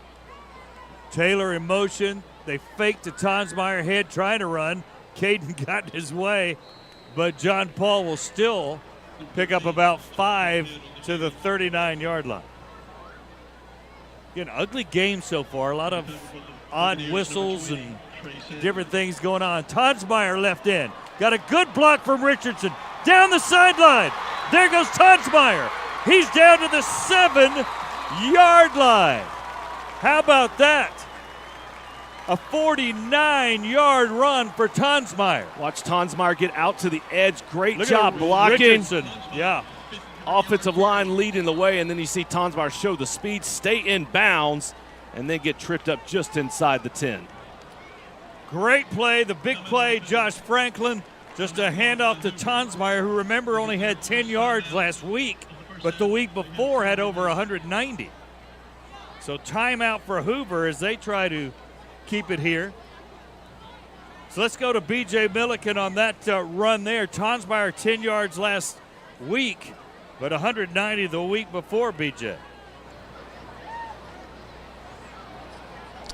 Yeah, guys, I was going to say that this game has a feel down here of one of those classic SEC West games. The Alabamas, the LSUs, they're going head-to-head, and the trenches are just the place to be if you like that kind of stuff. And as football fans, we like that kind of stuff. After that long run, William Tonsmeyer came off the field fired up. So maybe that's the straw that breaks Hoover's back in the first half. All right, B.J. Milliken, our third member of our broadcast crew. Robert Evans still talking to some officials. But finally an explosive play. They had a nice little 15, 20-yard pass to Keon Richardson, but other than that, this is the biggest explosive play Vestavia's had. Yeah, J.D. Livingston pulled around. I couldn't see the other offensive lineman who pulled, but did a great job of getting out there, contact on the edge, leading the way. Just a really nice job in Vestavia. After only having 63 yards of rushing all last week, already at 102 yards here in the second quarter. 52-yard run by Tonsmeyer.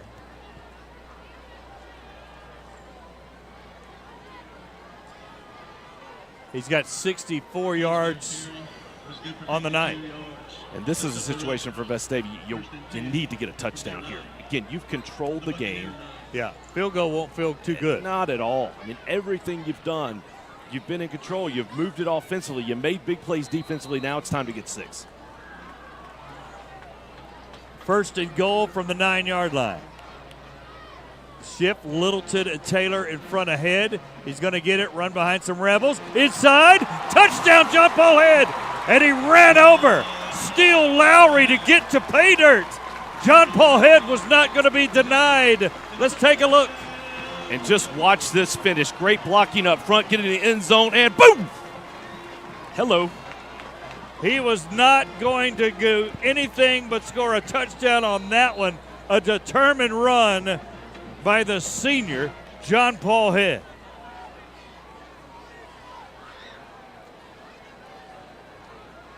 Here comes the extra point. Owen Simpson is on. The hold by Braden Robertson. Of course, Charlie Ingram will snap it. Kick is up, and it's good. Timeout on the field, 10-0 Vestavia. You're watching the Rebel Nation Sports Network. 9:08 remaining in the first half. You have to pay taxes. Ugh. It's just part of life. In the great state of Alabama, we have an awesome thing in our tax code called the Alabama Accountability Act, which allows you to redirect up to 100% of your state taxes to Scholarship for Kids, a scholarship granting organization that benefits partner schools like Restoration Academy. It's a no-brainer. For more information, go to choosera.org.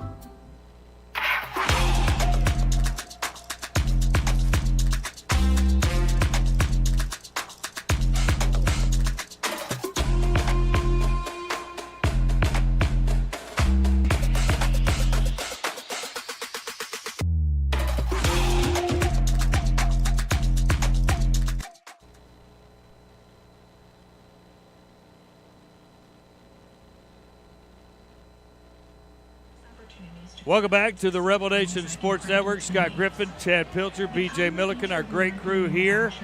Finally, a touchdown for the Rebels, Chad. Coming out and running the football, which is something we talked about, 111 yards, averaging almost 8 yards per carry. William Tunsmeyer leading the way, 4 carries, 64 yards. Of course, that 52-yard carry, and then John Paul Head, 10 carries, 47 yards, and that touchdown run. And that's touchback by Hoover. Kickoff goes into the end zone. I'm going to be interested to see what Hoover does offensively here on this drive. From their 20. They've put up 61 yards of total offense so far. They've run it 14 times for 35 yards. Schubacher's thrown it 4 of 5 for 26 yards, and then Winston has an incompletion. So they had some good success. Once Winston came in there and started running the football a little bit, he had 4 carries for 17 yards. But they're going to stick with the traditional set. Pistol formation. Hoover and Vestavia. Again, Vestavia hasn't won since 2015. Up 10-0. Schubach hands inside. Not much happening there. Great play for the Rebels. And knifing in for Vestavia, Alan Peterson, who's getting a lot more playing time, 52. Nice job. Andy Howard was on the carry there. He's on the depth chart as a running back. On the roster, he's listed as a quarterback. He's one of 4 running backs listed, and their primary carriers are Freddie Dunston and Kamal Anderson. Both of those guys have had hand injuries. Yeah, I haven't even seen Anderson this game, and you're right. He's normally a quarterback, but he's a big kid. Watson hit him there. But he fell forward for 3 yards. Yeah, and those are guys that both went over 100 yards against Oak Grove in week 2. Last week got dinged up a little bit. We're not able to play as well. And then, obviously, as you said, we've barely even seen them here tonight. 3rd down and 5.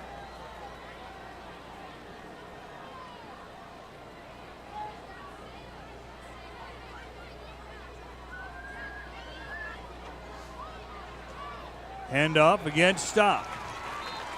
Coming hard was Gibson Bean, crashing from the outside to drag down Howard. So Bean 4th down and 3. Has cast on both of those hands that he's playing with and continuing just to fight and play. Looks like he's gotten rid of a little bit of the protection that he had last week, but still, again, playing with pain. Nice stop there, and that forces Hoover into a punt formation. Taff is back deep for Vestavia, and he'll let it go. And that might be about a 17-yard mistake. But the Rebels will take it on the 13-yard line with 7:22 to go in the first half. And the last drive for Vestavia, that big run just really gets you going. Just an outstanding job. Offensive lines played really, really well so far in the early going. But now with that nice roll on the punt, they'll have a long way to go, starting all the way back at the 14.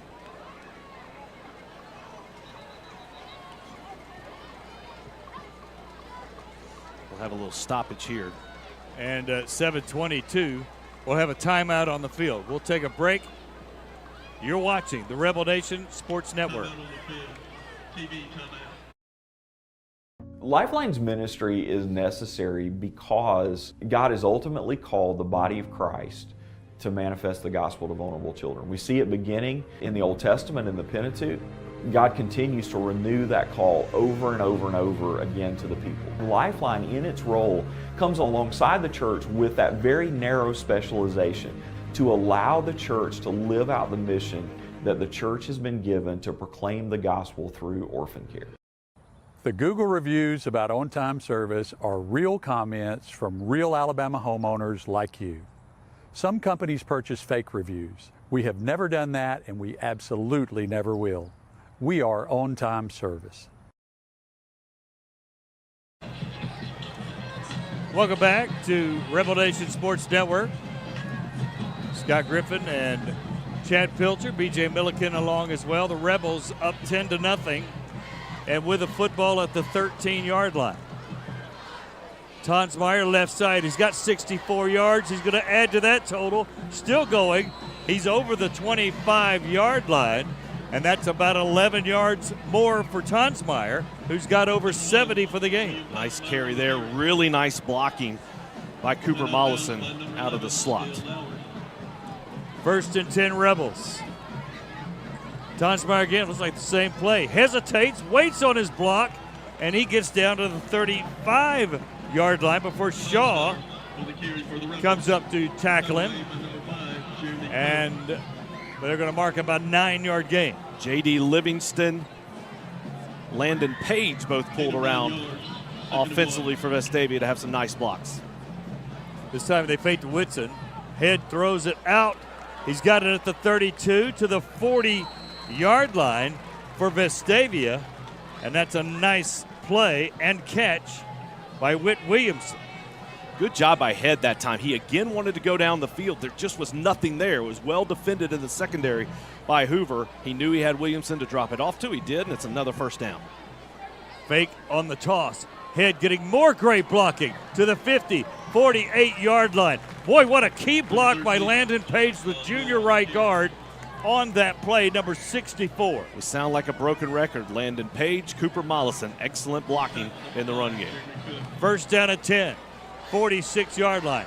Handoff, and that is Littleton, I believe. Yep, Littleton inside, but this time the Bucks provide some resistance on that run. Cam Torbor coming in from the defensive end position.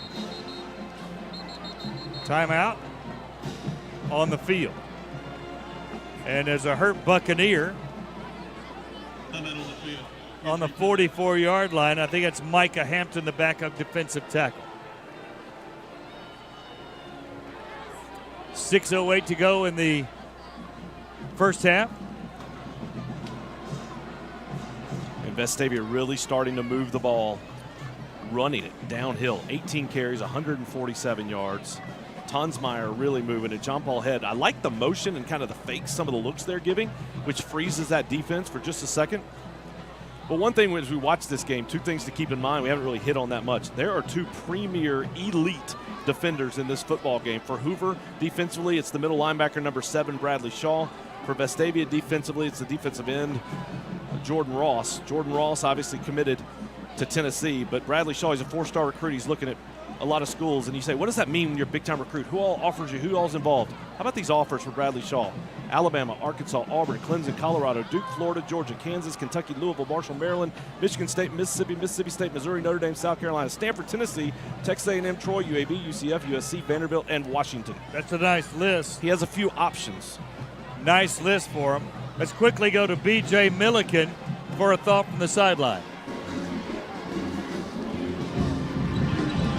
You know, they say sometimes in sports emotion can backfire on you. Well, it hasn't been the case tonight for Vestavia Hills. As I said, after they had to kick the field goal the first drive, they came off mad.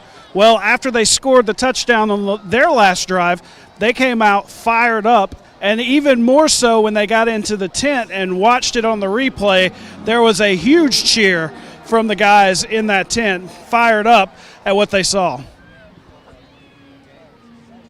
Report there from the sidelines. 2nd down and 9 for the Rebels. 6:08 to go. They, as Chad has said, dominated this football game, really. Just a few mistakes, but they finally punched it in on the last drive with a John Paul Head touchdown, highlighted by that Tonsmeyer 52-yard run. And if you get another score here, what that could do from a momentum standpoint. Yeah.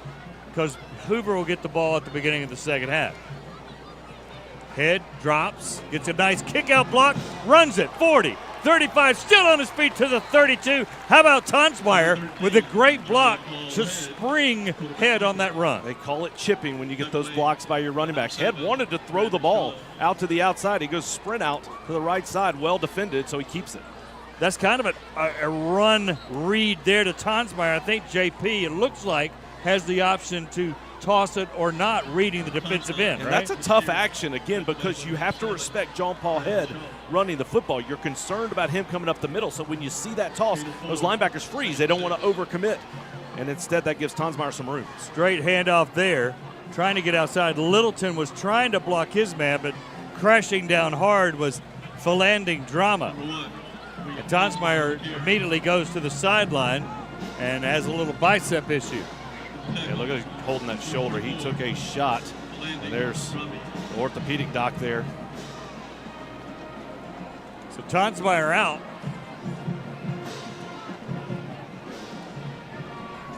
Williamson's in. Head, pump fakes, throws, got a man, that's Richardson. It's his third catch of the night, and he's at the 23-yard line. About a half yard shy of the first down. They're going to go for it. That was a tough spot. The official had to move back just a little bit because the defender and Richardson were coming at him. It's 4th and I thought he was up a little bit further on that one. They probably cut him half a yard. I don't think he got it. I think they cut him short about half a yard, but Vestavia's going to go for this. You want to guess who will take the football here? Probably number 13. Probably a good guess. Littleton in, Caden Taylor, they run behind them. He's got it easily. 20, he's got some bonus yards down to the 17-yard line. And hats off to this Rebel offensive line. They're controlling the line of scrimmage right now. Everyone in the stadium knew that John Paul Head was going to run the ball that right there, and it didn't matter because the offensive line did what they needed to do. They got their pads low. They were able to push. John Paul Head follows those blockers for a nice gain and another first down. 17-yard line. Littleton, Taylor, Head trying to go up. Taylor with a nice key block. And Head's inside the 10 now. He was belted down there by Trey Darden, the junior, but Head got 7 hard yards on the left side and bounces right back up for more, doesn't he? Takes a hit and keeps on going. We have another Hoover player down. Officials timeout. Injury timeout. Another player down for the Bucks, and that might be just a tired thing. I don't want to ding anything. I think he might be more tired than injured. Laying on the field is Brandon Rudolph, a junior defensive lineman. Boy, the Vestavia offensive line has just been stellar. Like you said, Caleb Boyle in the center, Livingston and Page the guards, Heward, right tackle, and Ford Brown, the left tackle. Give them gold stars or something. They get milk and cookies tonight after the game. They got to be rewarded. Playing really, really well, and it's at the point of contact, too. They've done a good job on the kind of straightforward inside runs, and they've done even better when they're pulling and getting out to the edge and getting those kick-out blocks. And Robert, I think, is saying what I was thinking, that's not really an injury. That's more of I'm a little bit winded deal because Vestavia's going fast. And Robert, there's nothing he does that's not fast, including the senior deal before the game today. He's flying all over the field. As is this Vestavia offense. Now look at the size right there on that shot. And the Vestavia offensive line, as you know, is not as big, but they're tough. Robert Evans told you, if you want to go in an alley with me, he'll take those guys. Head, left side, great hesitation, lowers his shoulder to the 3, but did you see how he waited on his block? And then the way he finishes that run, just a great job by John Paul Head. It'll be first and goal. And now very quickly, Vestavia already back up to the line on first down. This just wears you out. Head inside, still plugging. Now a scrum breaks out, but he won't score for the Rebels. But that's fine because there's 2:58. They'll just milk that clock and hopefully pound it in here. They have the heavy package again with Watson and Ingram in to block. Head left side, and he scoots in easily. Touchdown, Rebels. John Paul Head, his second rushing touchdown. Jordan Ross was also in there on offense. And that makes it 16-0. Here's the replay. Easy run for John Paul Head. It looked like that Hoover defense didn't even want the contact. I mean, when he's been coming downhill so often, and you've had so many big plays, big hits, you saw it right there. That Hoover defense flinched, and that's something you can't say has happened in a long time in this Hoover-Vestavia rivalry. It's a lot like the Pilcher kid when he was at Ole Miss. Is it not? Sure. Sure, that's fine. Yeah, that's what happened. Timeout on the field, 17-0, Vestavia. You're watching the Rebel Nation Sports Network. Are you sure about the air you breathe at home? You can be with Green Home Solutions. They provide indoor air testing, treatments, and analysis that doesn't just find the problem, but resolves the problem. Disinfection, mold remediation, and odor removal creates clean indoor air so your family breathes easier. Call Green Home Solutions at 205-968-1425. That's 205-968-1425. In the great state of Alabama, we have an awesome thing in our tax code called the Alabama Accountability Act, which allows you to redirect up to 100% of your state taxes to Scholarship for Kids, a scholarship granting organization that benefits partner schools like Restoration Academy. It's a no-brainer.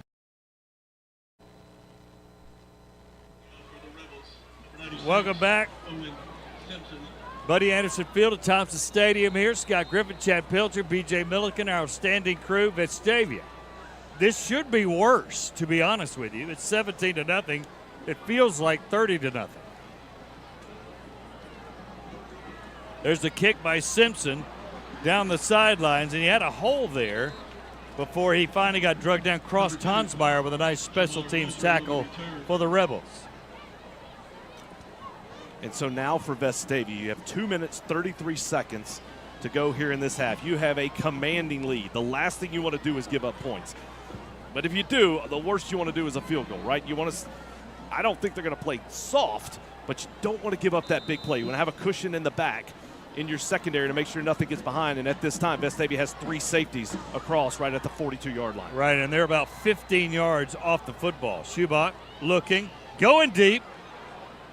In coverage, boy, he had his hands on it, but it was knocked away. Boucher got there late, but he got there in time enough at least to knock it away. That's why you have 3 safeties. You know they're going to take a deep shot. Not played perfectly. Allow the receiver to get behind you, which is the thing you don't want to allow. But nonetheless, Shea was able to recover and knock that ball incomplete. And look, let's be honest, that's an odd defensive formation you don't practice a lot. That's right. So, you know, it's kind of a third field there for the safeties. And then we have a penalty against Hoover. So it wouldn't have counted anyway. Called against the Buccaneers. So the Buccaneers now, with their 6th penalty on the night, right? So first down and 20.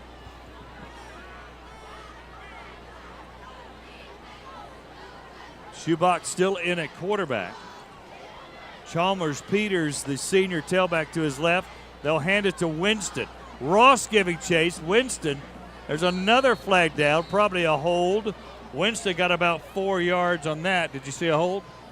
It's typically what that would be. They're going to say illegal formation. So it's a late call for that. They waited till the.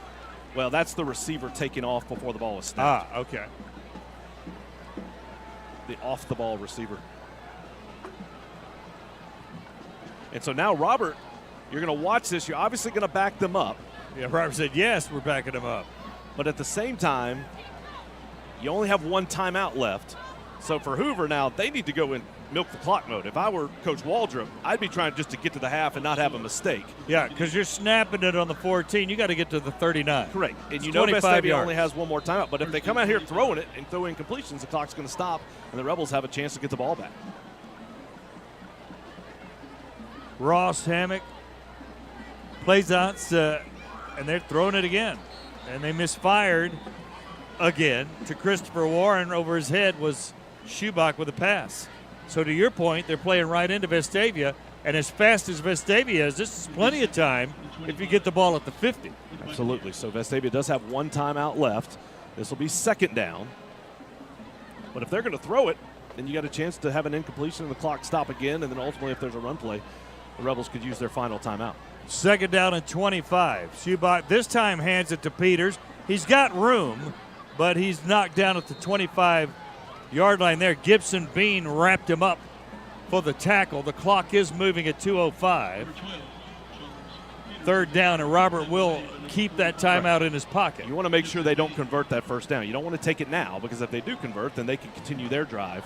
Hoover is now slowing it down. They clearly, after that first incompletion, now they've slowed it down a little bit to let the clock run. But if the Rebels get a stop here, they will likely use that timeout. Third down and about 15. Schubach hands off again. Peters. He'll run it. Whoa, he got nailed there.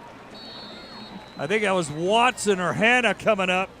Bruno was in on low, and I think Hanna came up and decapitated him high, and it'll be fourth down. So Well a minute played. 27, call the timeout. Perfectly played by the Vestavia defense. They go deep on first down for an incompletion, but you have a couple of penalties that back them up. Hoover throws it on first down. Ultimately, that's incomplete. Then run it. Vestavia uses their final timeout, and now they'll have a chance to get the ball back with plenty of time with the speed at which this offense moves. Coming up at the half, Vestavia Hills Athletic Director Myra Miles, who has spent time at both, been at Vestavia now in her second year, and at Hoover many years before that when they were dominating football, and now bringing that spirit to the Vestavia Hills side with Robert Evans, who was a coordinator, as we know. We've talked about it many times, for Hoover a long time with Josh Nibbled as a coach. Fourth down and about 8. No chance of a fake here. And we'll see if Taft can catch it. He does. He's got room to run. Makes one man miss, 40. And nice run back by the freshman quarterback. He's on the Hoover side of things to the 49-yard line. So good job catching it and then getting 10 more. Yeah, perfect situation. Great job by Taft to get the nice return, not allow it to bounce. And William Tonsmeyer is going to come off the sideline, but he was running back on the field. Now he's going to return to the field to play. So good to see him back after taking that shoulder hit. Chris Carter with Andrews Sports Medicine was there taking a look, and they cleared him to go back in. Yeah, Tonsmeyer's had a night, hasn't he? With 83 yards.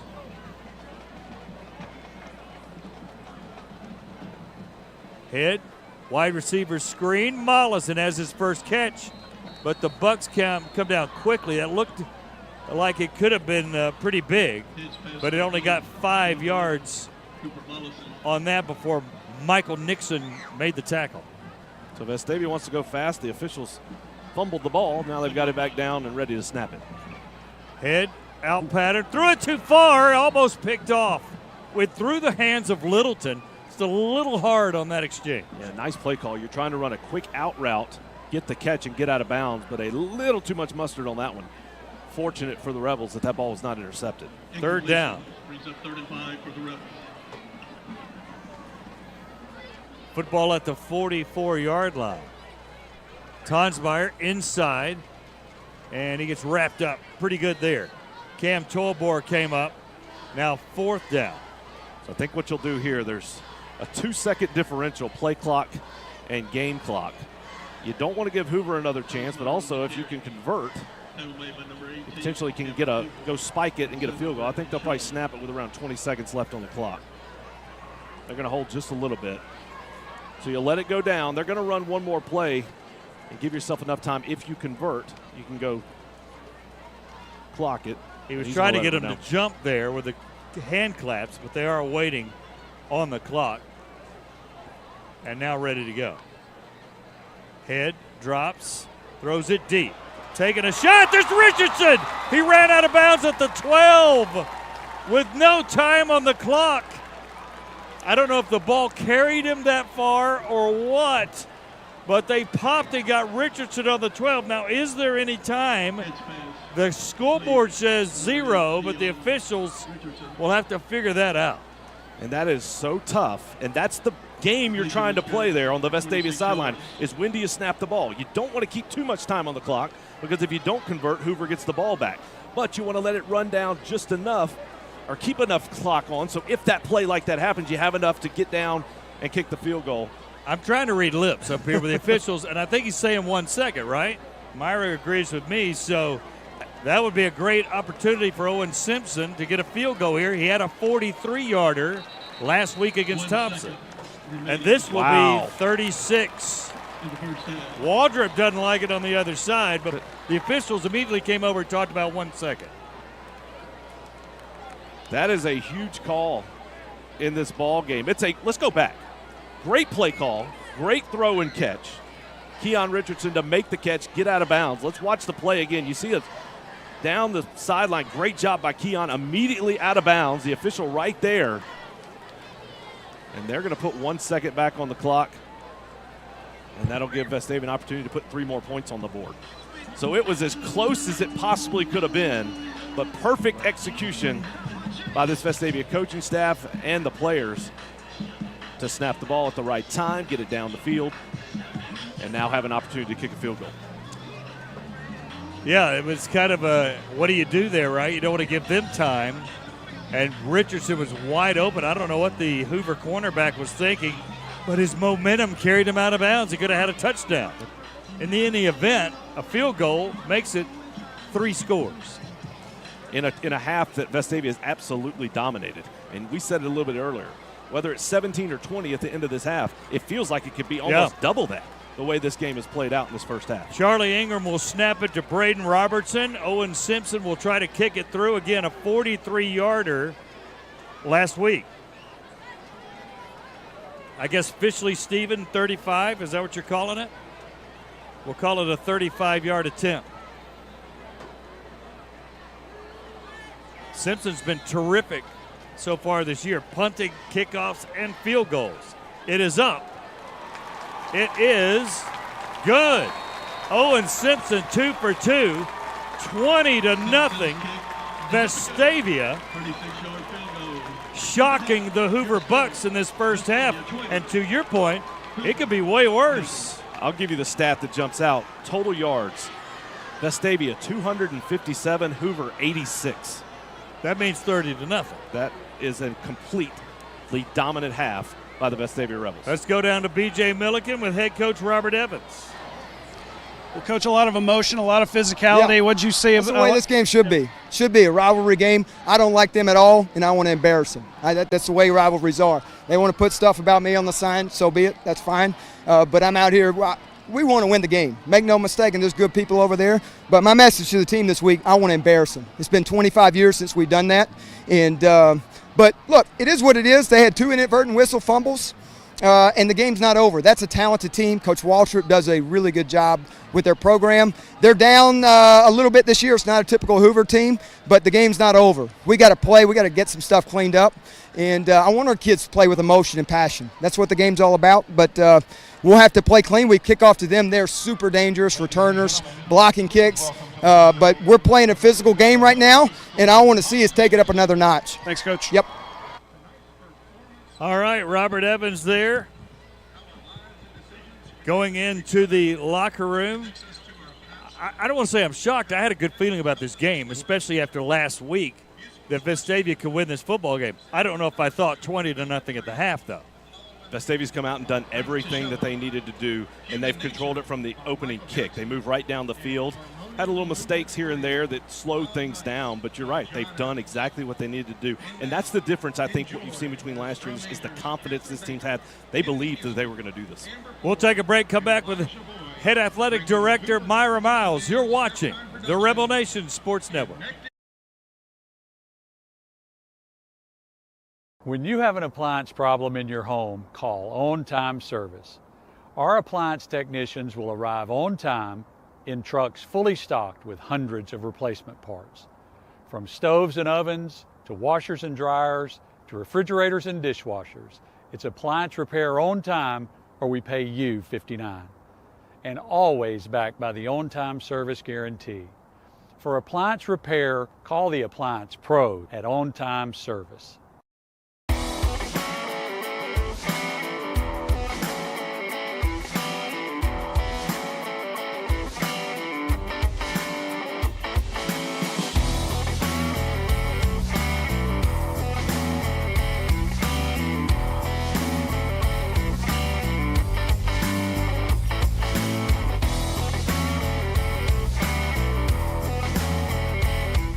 Your future is here at Birmingham Fastener.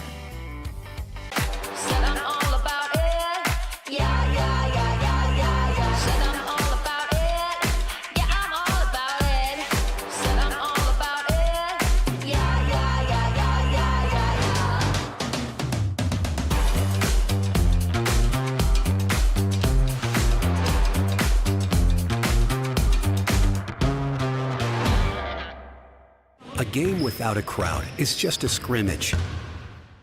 A performance without an audience is just a rehearsal. Without your presence, high school sports and the performing arts aren't possible. Ensure that these essential extracurricular activities continue to enrich the lives of students in Alabama. Purchase a ticket to your local high school's game or performance. This message presented by the AHSAA.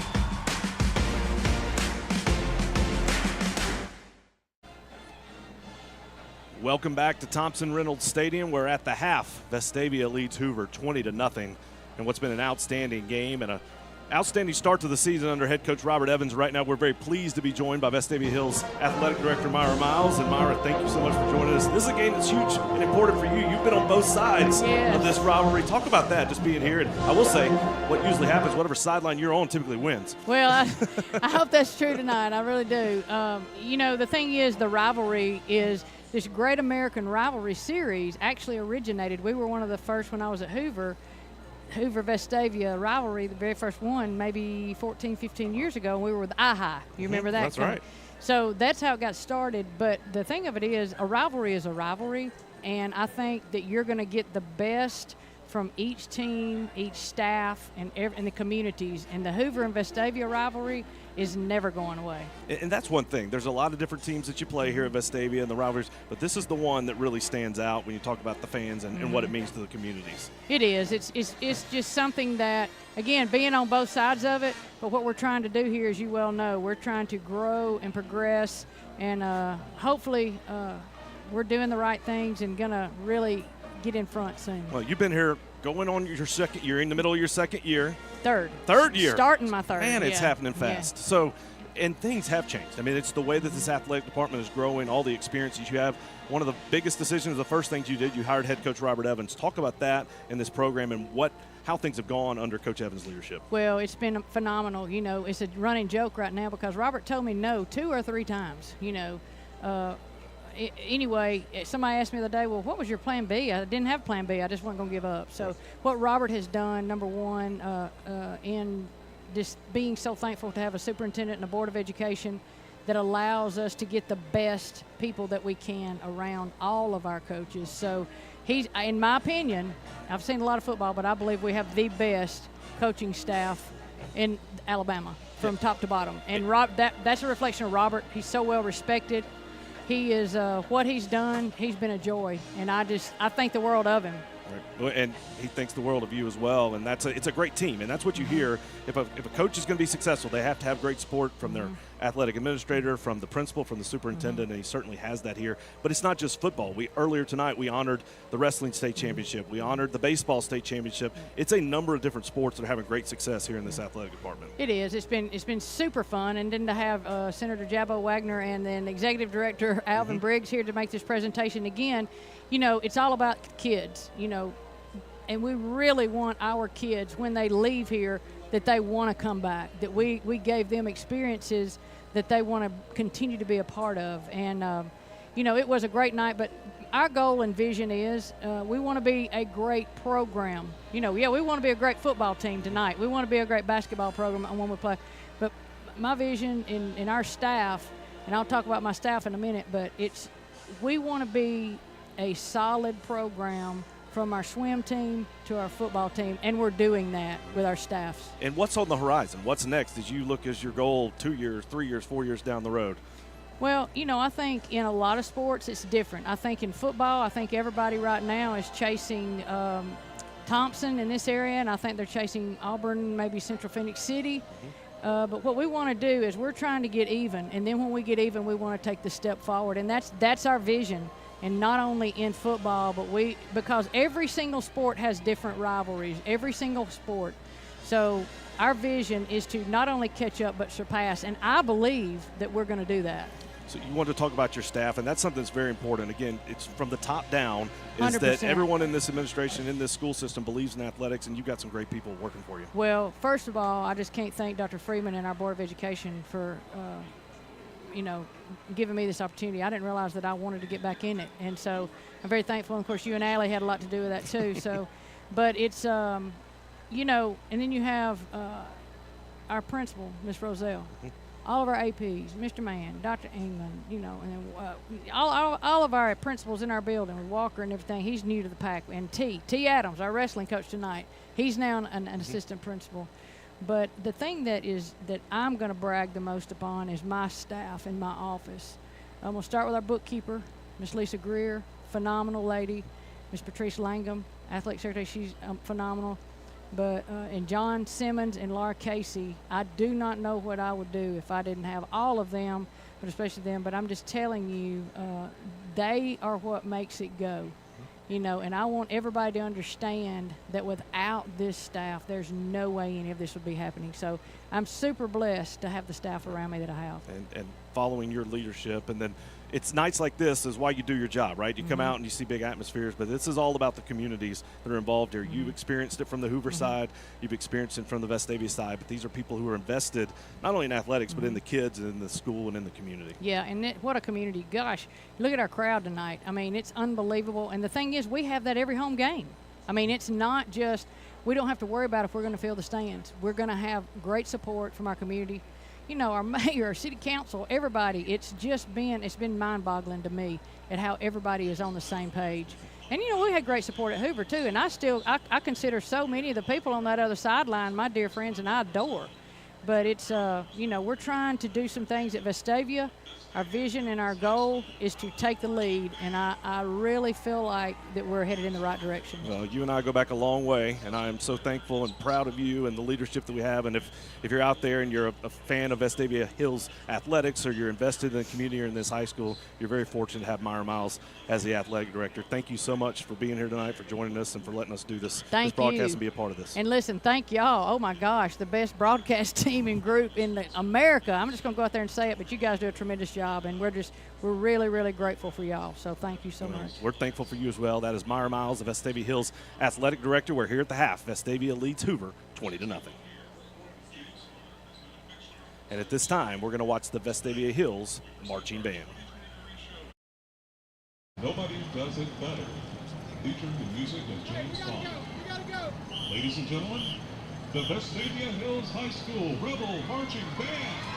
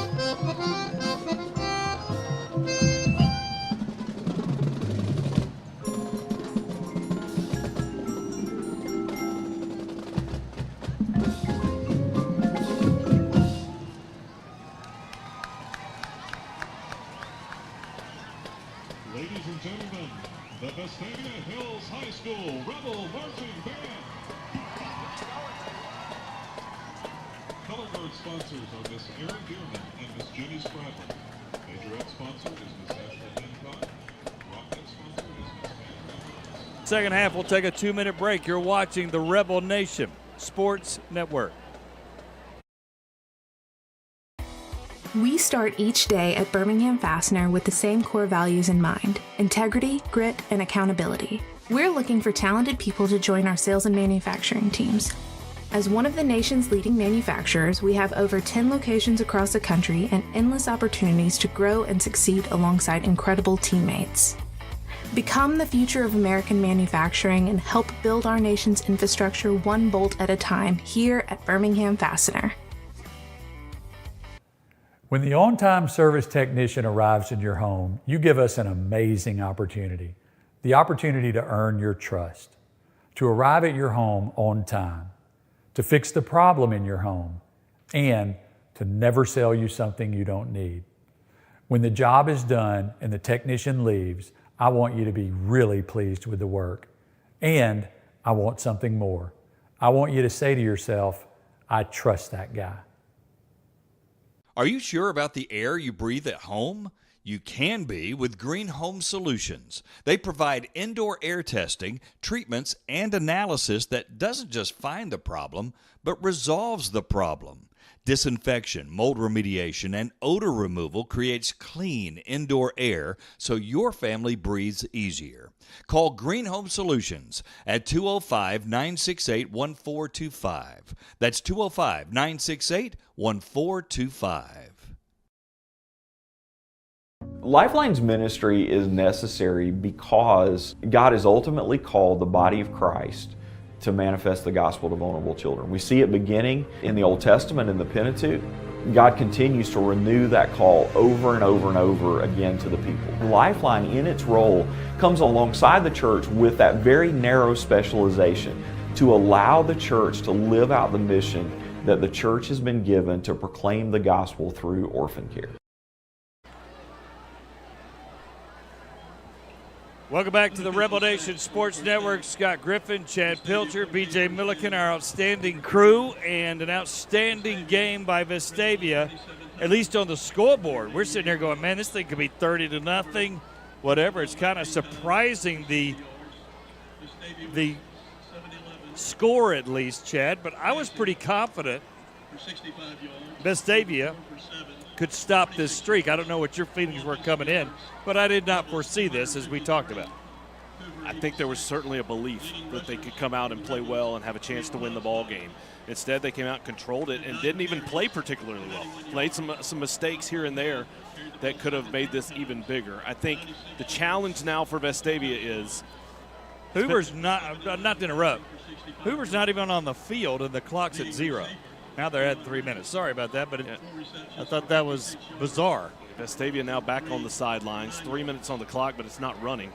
There is some rain coming down here at the field in the stadium currently. Not a hard rain, but just a solid drizzle coming down. So we'll have to deal with that here in this second half. But I think for Vestavia, the challenge is you've got a lead. How are you going to respond to that lead? You can't be complacent. You can't sit back and just let Hoover then come out and get hot. You have to come out. They're going to get Hoover's going to get the ball first. Come out, get a big stop. Maybe get the ball back, go score some points. That has to be the focus for Vestavia, and you focus on one play at a time. Don't start thinking about what the scoreboard looks like or how many yards you've rushed for or what I'm going to do after this game. Focus in on, let's try to extend that lead a little bit. Let's have a good third quarter and then put together a good fourth quarter and play a really solid game. Because, again, Vestavia's playing well, but it's still early in the season. It's hard to believe it's already week 4, but at the same time, it's only week 4. You're still kind of growing and learning who you are as a football team, so it's important to stay focused going forward with this nice lead. Hoover's just now coming out on the football field to take warm-up. So we'll take another 2-minute break. We'll come back for the second half kickoff. You're watching the Rebel Nation Sports Network. You have to pay taxes. Ugh. It's just part of life.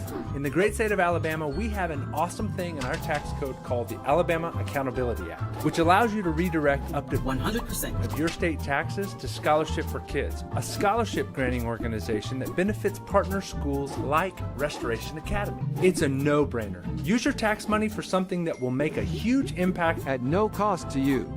For more information, go to choosera.org. Renew and refresh. JH Outback focuses on strengthening family bonds with spouses, parents, and children to help in spiritual growth and life purpose. Join us for a fun-filled weekend together in an undistracted environment enjoying the outdoors with great food, entertainment, and live music. JH Outback. Renew and refresh. Are you an enthusiastic sports fan? Want to have fun and get in on the action? Heck yes, that'd be awesome. Have great attention to detail? Want to stay active? Definitely. Want to give back to the student athletes in your community? Obviously, yes. Then you'd make an excellent high school sports official. We need more officials in Alabama, because with no high school officials, there are no high school sports. Sign up today at highschoolofficials.com.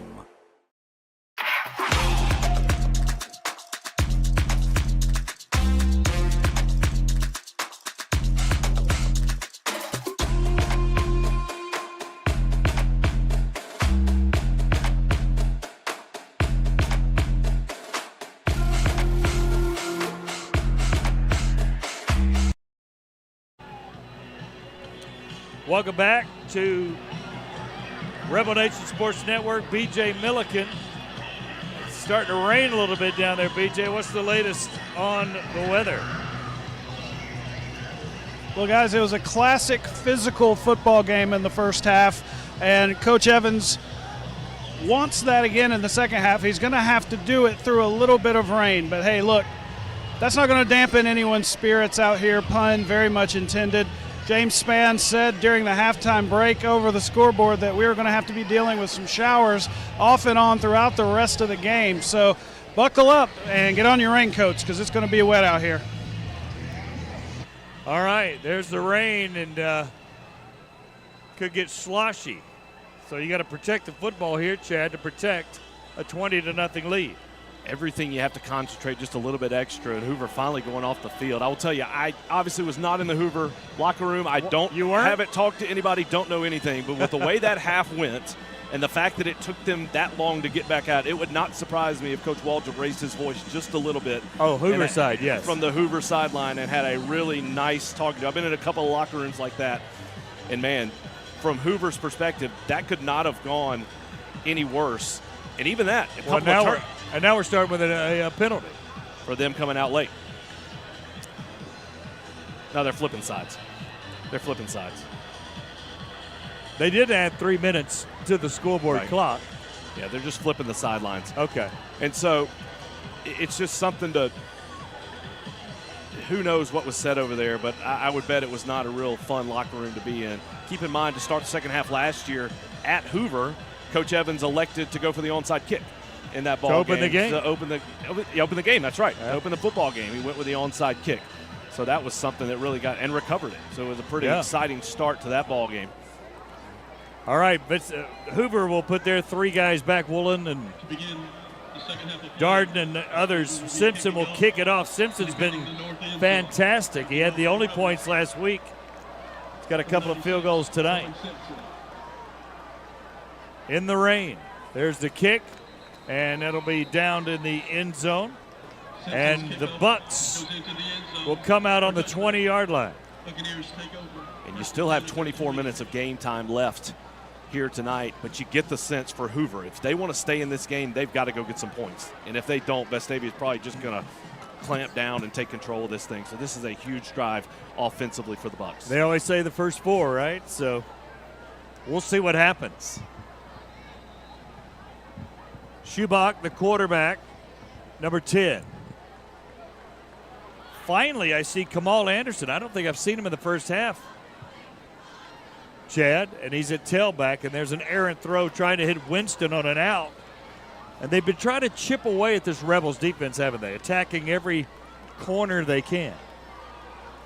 There you see the rain coming down, which will likely make it a little bit harder to throw the football. That ball gets just a little bit slippery. The ball boys become very important when the rain starts coming down. 2nd down and 10.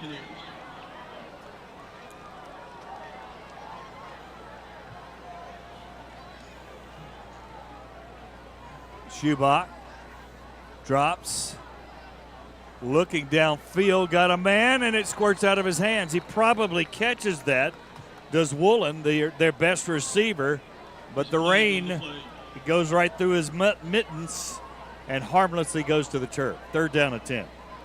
They're going to call legal formation against Hoover, so Coach Evans will have a decision to make. He's going to decline that penalty.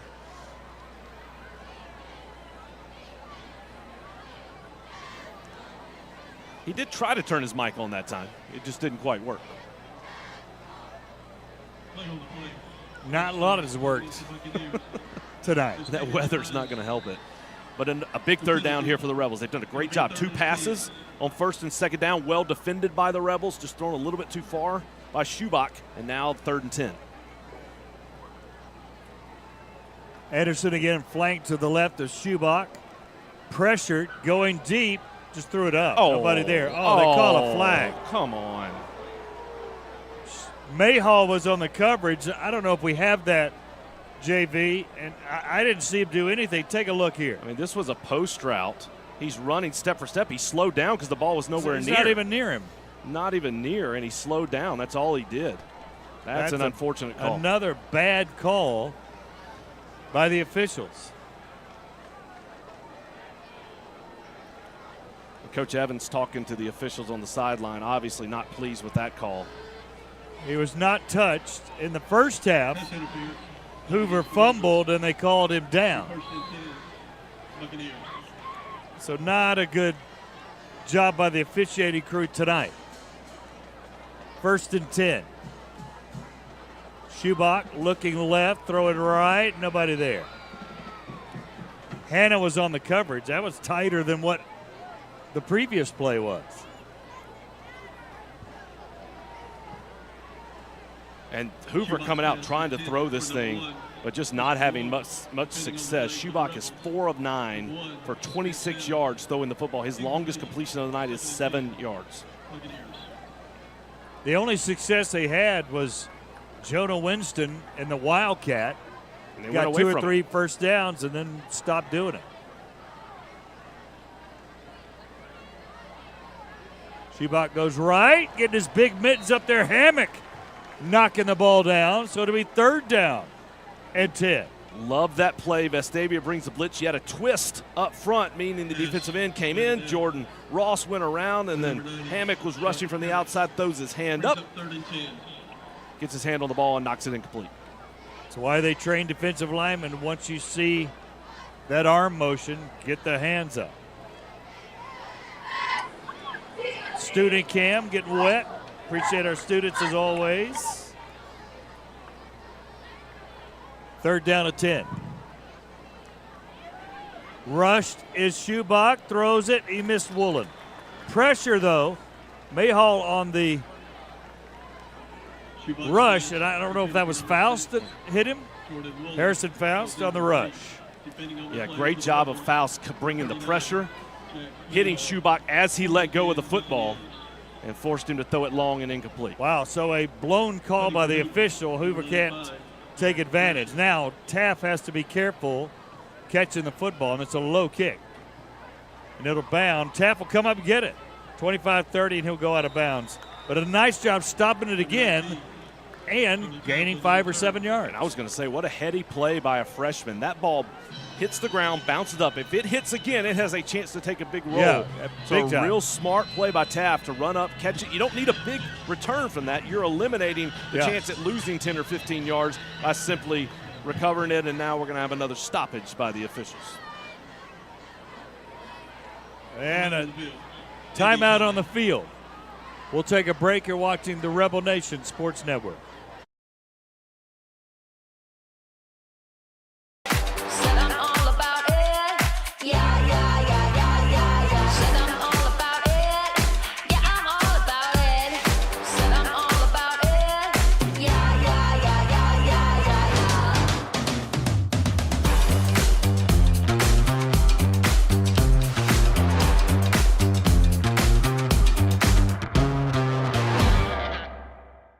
There are reasons why On Time Service has far more 5-star Google reviews than any other Alabama home service company. Our technicians are true professionals who never smoke, swear, or leave any mess in your home, and they always arrive on time.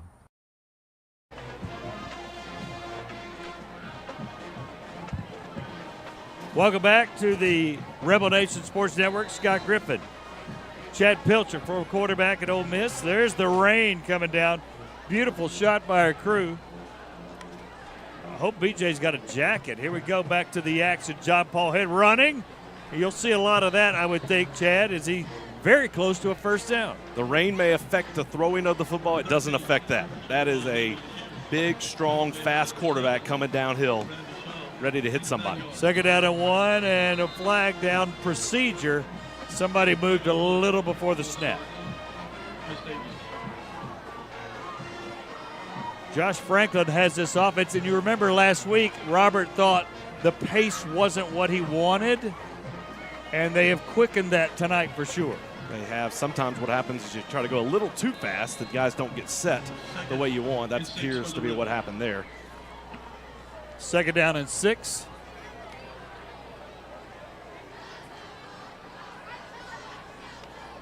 Snap, pitch, Tonsmeyer, another kick out block by Taylor. This time crashing hard though with Shaw, but Tonsmeyer still gets very near first down territory.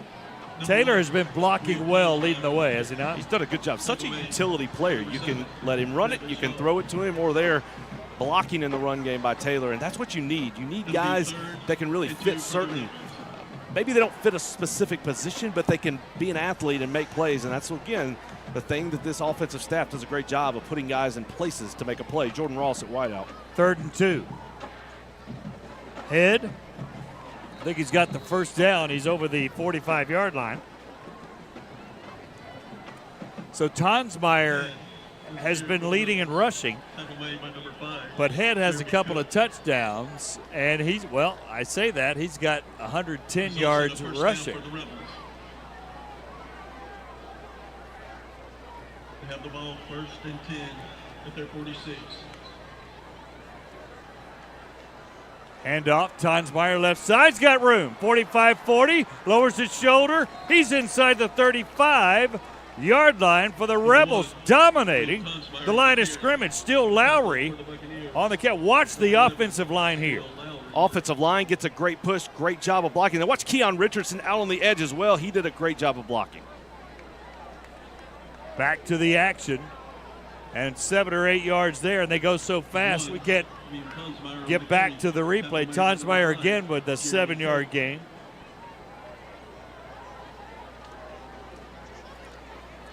So here come the Rebels with fresh Carson Purdy, a running back, is in. They fake it to him. Look at Head just grabbing on Taylor's jersey, following him through the crowd like he's at the mall. You hear the words, follow your blocker sometimes. That time, literally, John Paul Head grabbed his blocker and followed him into the hole for another first down. Take me with you. Purdy flanked to the right of Head. He's got the handoff. Nope, Head keeps it again inside to the 12-yard line. So they're just dominating this line of scrimmage. Yeah. And you pretty much know what's coming. There is some read action there, right? He's making a decision no doubt, based on the decision of the linebacker. He's watching the linebacker, and if the quarterback chooses correctly, the linebacker is always wrong, and Head is choosing correctly here. Timeout on the field. I'm not sure what this official just stopped the play for a second. They could not get the chains reset. So they now blew it they're down moving. because the chains didn't reset. So 8:26-25. I thought they had stopped the clock, but the clock's running.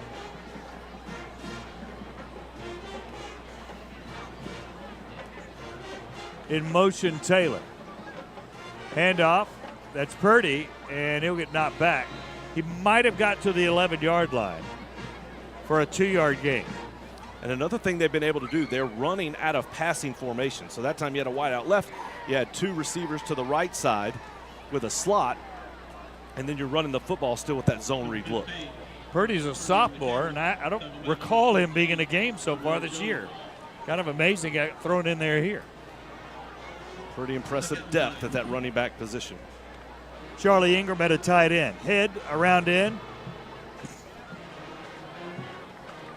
Diving in, and he's very close to the goal line there. Jordan Ross is in, and here come the Rebels getting their quarterback up. Hoover trying to lay on the Rebels a little bit to slow it down.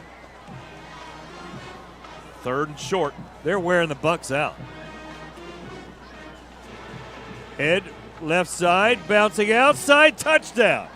Flag on the play. They may call Ross for a hold. Let's see. He crashed in and just unloaded, blocking the back. Blocking the back for Ross. A little too aggressive by Jordan Ross. And now a Hoover player down to take a break.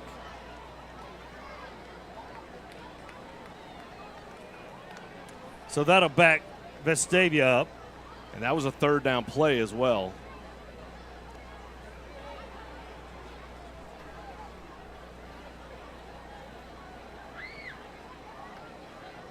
Blocking the back, Jordan Ross, and he's not used to being a perimeter player. He's certainly not working on blocking, right, from his defensive end position. Let's take a look.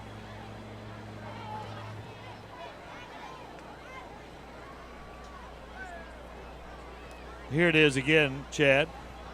You'll see him come up late. That was the play before. Play before, okay. Fight forward, got him down at that 3rd and short, and then he was able to come and pop outside. But that penalty now, it's a pretty big penalty. It's going to back him all the way back up to 2nd and 11, yeah. 3rd and 11. 3rd and 11, you're right. So that changes the calculus here as far as the play call. When it's 3rd and 1, it's pretty easy. 3rd and 11 down there in the red zone. You'd love to try and get that first down, but more importantly, you have to get points. So you don't want to call a play that takes too much of a risk and somehow miss out on those points. And with the way you've been running the football, this is probably now some type of throwing situation. So that 3rd and 11 makes it a little bit harder to pick that up. Hoover player that was injured, now on the sideline.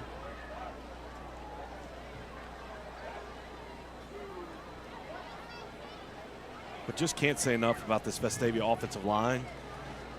This entire offense, just the way that they have moved the ball up and down the field and just controlled every aspect of this football game. 20-0 Vestavia. That was the score at the half. Trying to add a score here. Head runs up the middle. Inside to the 4-3-yard line. Boy, he's close to a first down. Wow, Hoover on 3rd and 11 somehow let Head just penetrate their heart. That's unbelievable. That's a throwing down situation, and Head just wide open running down the field. That's a tough spot. He looked really close to those sticks. They're going to have him about a half-yard short, and I bet we see Head get the ball again here. The offensive line's not very big, but they have been terrific tonight. 4th down and about half a yard. Head right side, sneaking, trying to go, and I don't know if he got it. They're going to give him forward progress to the 2. Yeah, he got a yard, so it'll be 1st and goal for the Rebels. Head's carry, good for 1 yard. And just more great work by this offensive line and an excellent job by John Paul Head, who has now rushed for 145 yards on the night. Tonsmeyer with 120 on half the carries. So last week, 63 yards rushing. Tonight, Vestavia has 267 yards rushing. Head left side, got it again, and he's in for another touchdown. His 3rd of the night. John Paul Head, his 8th of the season running the football. And just follow the blockers once again. Great push by the offensive line. Good block by Caden Taylor leading the way, and John Paul Head falls into the end zone for another 6. 26-0 Vestavia. There's Head as we get ready. No, they're going to throw it. Braden Robinson throws it to, boy, did he score? Oh, the football's loose. Caden Taylor had it, What are we doing, guys? The officials have not made a call. And they call it incomplete. We'll watch that one again. Going for 2. He didn't get it. 26-0. We'll take a quick break. You're watching the Rebel Nation Sports Network.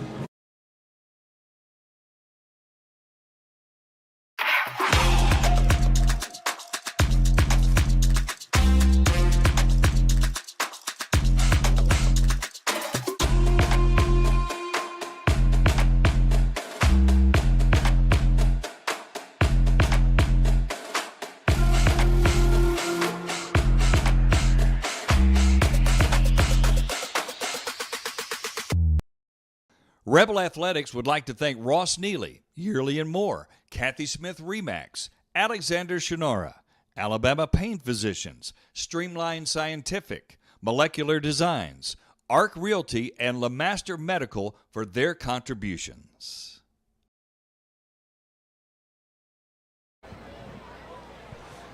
Welcome back to Thompson-Riddle Stadium. 5 minutes, 48 seconds left in the third quarter. Vestavia leading 26-0. Just put together another very impressive drive going up and down the field, capped off by John Paul Head. Touchdown run. Vestavia decided to go for 2, did not convert. Looked like it was a close play, got right to the goal line, but the ball came out, and the officials said no good. But 26-0 for the Rebels. Total yards, Vestavia 338, Hoover 86. The last time Vestavia shut out Hoover, anybody want to guess on the crew? 77, 1980. 1980, 43 years since Vestavia shut out the Hoover Bucks. You probably just jinxed it. And they were buried then. Yeah, it wasn't even Hoover High School. Stephen Gill giving us that information. There's the kick by Simpson. And that's not returnable. He's been terrific on touchbacks. Simpson has been really good, yeah. He's been really good. The punting game, the kicking game, the kickoffs. He's looked really good kicking field goals. Heck, this whole Vestavia team has looked really good tonight. They've done everything they needed to do. They've done everything they wanted to do. And there's still almost 18 minutes of game time still left to go. Nice shot of the rain there. Schubach back in for the Bucks. They're down 26-0 and trying to pass their way. Oh, he's wide open down the sideline, and Boucher has to clean that up. Blown coverage there. Christopher Warren was by himself. Yeah, that time you had one defender out for Vestavia. You had to make the decision, do I stay with the running back or rush the quarterback? He chose to rush the quarterback. Nice play by Schubach to just drop it off for a nice game. First and 10, Buccaneers. First and 10 Bucks. Schubach drops, throws right side, flag down as he got it out to Peters in the flat. I don't know what that's going to be. Got 2-yard gain. I think it's going to be a legal motion. Legal shift by Hoover. B.J. Milliken bending the ear of John Paul Head down there. Flag on the play. False start. Buccaneers. Penalized 5 yards. Illegal shift. Offense. 5-yard penalty. Replay first down.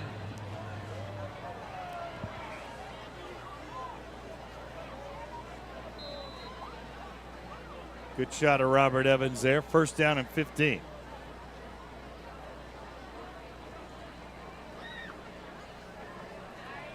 Down the field, and it went over the outstretched arms of Winston. Mayhall thought he had his eyes set on a third interception. He had 2 last week against Thompson, but it went to the turf.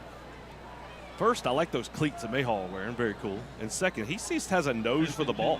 I mean, that one was overthrown clearly, but Mayhall makes a sliding attempt at it. Just a great effort understanding where the ball is and going after it. Second down and 15.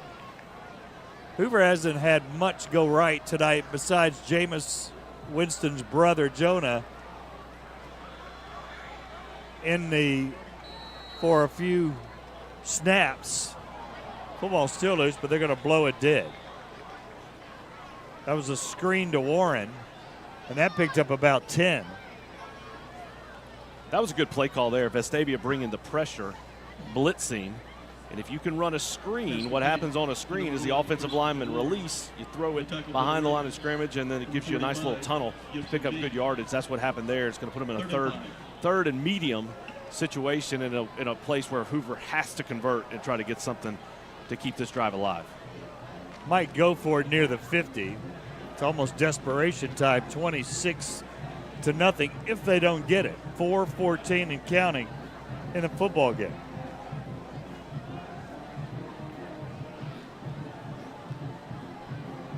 Rolling is Schubach. He's got room, and he's very close to the first down.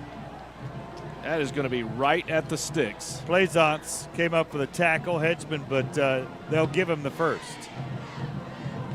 That spot was the official spotted it at the 47-yard line, which would have been a first down. They set the ball at the 48-yard line, which is not a first down. But they gave him the first down. But they gave him the first down. Makes sense. This crew's struggled tonight. Schubach pump fake once, got a man over the middle, and that's Winston. And Hannah comes up so hard. Mayhall hit him first, and Hannah's coming up with an attitude. And I still go back to, they finally getting something going through the air is Hoover on this drive. But the most success they've had offensively is when they put Winston in the Wildcat quarterback and let him run. They did it for about 6 or 7 plays and then went away from it and never have come back to it. And I think Robert Evans wants a shutout, don't you? Absolutely. He is into this game. Schubach rolling right. Giving chase. Denenberg. Ross comes up and belts him down. And he's got the first down. And Hoover picks up the first down, but that was a great effort by Jordan Ross that time to continue to pursue the football and make that tackle. Ross, the Tennessee commit. Haven't called his name a lot tonight, but he got a tackle there. He had 11 tackles last week, and as we said, 22 on the year, almost halfway to where his season total was last year, and he's done it after 3 games. 1st and 10. Here comes Ross. Boy, he got there in a hurry, but they got it away. They found Woolen and Mayhall on the tackle. Ross almost got him another sack. And Schumach took a hit at the end of that play on great pressure by Jordan Ross. Let's watch the replay. You see him come from the top of your screen. Schumach gets rid of it. Boom! Right there, big hit. Second down and 2.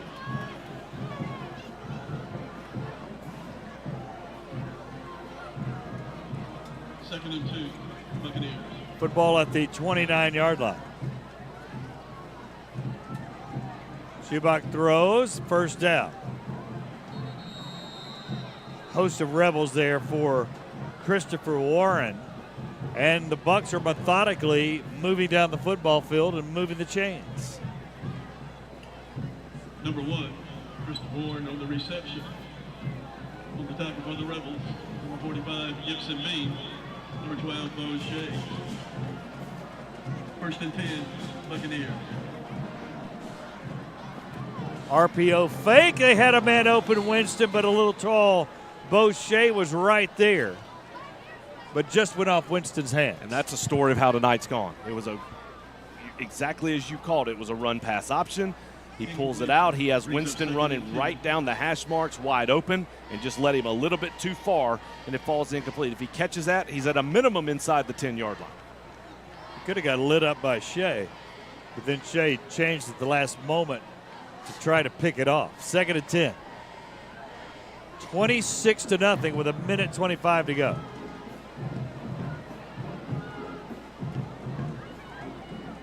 Throw over the middle, and it was knocked, not knocked away, but went out of the hands of the intended receiver. And Cohen Nelson almost had his second pick of the season.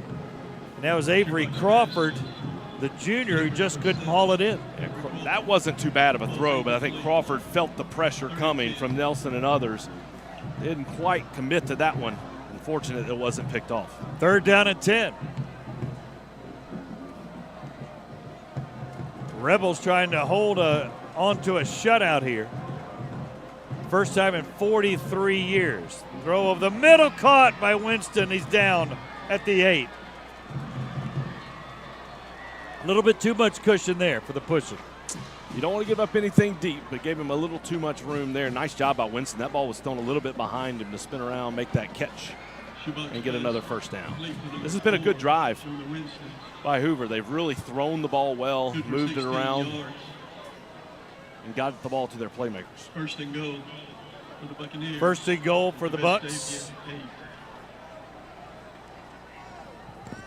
Schubach, they just keep it in the air. Boy, he was open, was Warren. Nelson wasn't turned around. That was a bizarre play, but it falls to the turf. And there have been several open receivers on this drive that Schumach just hasn't hit. He's had a number of completions on this drive, but he's also missed several balls. He's had chances, and that was perfect right there. If the ball is on the receiver, it's a touchdown. This drive, 12 plays, 72 yards. Meanwhile, the clock is melting away as well. They want to score, but they're taking a lot of time. Second down and goal. Handoff Denson inside, 4-3-2, touchdown. So they won't make history for the first time in 43 years as the Bucks score with the Dunson touchdown. Number 0, Freddie Dunson on the carry. Wait, it's yeah. He was good for 8 yards. They'll go for 1 here. Matthew Dalbus will be on for the kick. Seconds remaining in the third quarter. Your score, Vestavia 26. So Hoover finally scratches, and they have the extra point. Timeout on the field. Oh, let's go to B.J. Milliken, who has a thought. B.J. Well, it is still a little wet down here. It's not raining quite as much, but I did overhear John Paul Head say, I don't know if we're going to see a lot more passing in this game from the Rebels unless the score changes dramatically. He said he was having a hard time holding on to the ball, and so obviously that's not a good thing. So a lot more of the ground game that we're going to see the rest of the way as long as the score stays about like it is right now, guys. All right, BJ, thank you. John Paul Head having a hard time holding on to the ball. But he was good enough to take it in for a touchdown on the last drive. 26-7. Hoover was good enough to answer with an impressive drive as well. That was big for Hoover, regardless of the outcome of this game, to try and get something going, because it's just been a real struggle for the Bucks all night. They finally put together a nice drive, got the ball, moved it all around. And again, Vestavia in regular kickoff return formation. Of course, you have to pay attention for an onside kick. Hoover really trailing here in this ball game by 19. Not out of the realm of possibility, although not typically expected this early. Kicking off for the Buccaneers, number 90, Matthew Davis. There it is. There's the squib kick, and falling on it easily is number 20 for Vestavia on the hands team. And it looks like George Wolf, a backup safety. No, and that's good. I mean, it was a regular kickoff return, but you have to tell your guys to be aware of it. You have to think about that being something that could happen, because for Hoover, you've just been trailing. You finally get some points. You've got to try. Giving Vestavia a short field doesn't really matter. They've been moving it up and down regardless. So not shocked at that decision by Coach Waldrop, just not able to execute for the Bucks. Nice recovery by the Rebels. First down and 10. Head fakes it, runs left, got room, and another 10-yard gain. He's just ripping off 10-yard gains. Bradley Shaw on the tackle. It's the same script, isn't it? Caden Taylor once again doing a nice job. Chase Webb out there Chase blocking. Webb. These guys are just doing an incredible job in the run game that are putting these holes together, and that's why Vestavia is creeping up on 300 yards rushing on the night. And I think we're going to wait till the quarter goes out. Vestavia looking terrific tonight, in control, 26-7 as the third quarter comes to a close. You're watching the Rebel Nation Sports Network. Are you an enthusiastic sports fan? Want to have fun and get in on the action? Heck yes, that'd be awesome. Then you'd make an excellent high school sports official. We need more officials in Alabama, because with no high school officials, there are no high school sports. Sign up today at highschoolofficials.com. When the on-time service technician arrives in your home, you give us an amazing opportunity, the opportunity to earn your trust. When the job is done and the technician leaves, I want you to be really pleased with the work. And I want something more. I want you to say to yourself, I trust that guy. Hoover 7.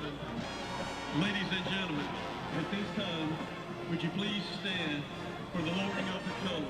And now we are ready, as the tradition is for the end of the third quarter. We will lower the American flag here. Buddy Anderson Field at Thompson Stadium.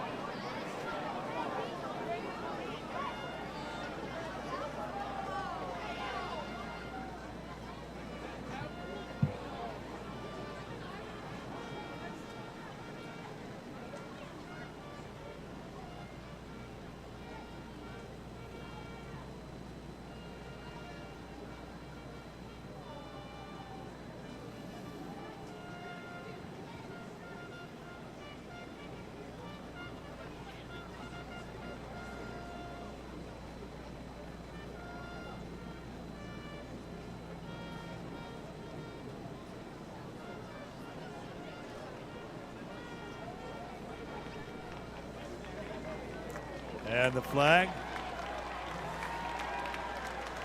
I didn't see it get lowered. Looked like it got stuck. Like the Hoover Bucks offense tonight.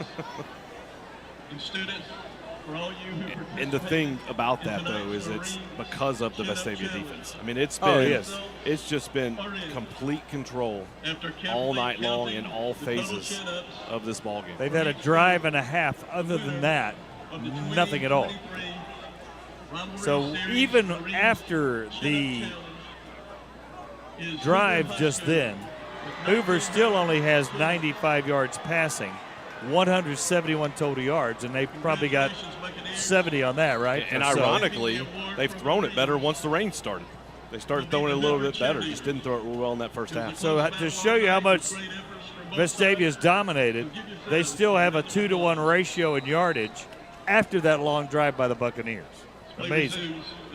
Here comes Vestavia on the move themselves. First and 10, 44. John Paul Head hands to Tonsmeyer, and he's stopped immediately.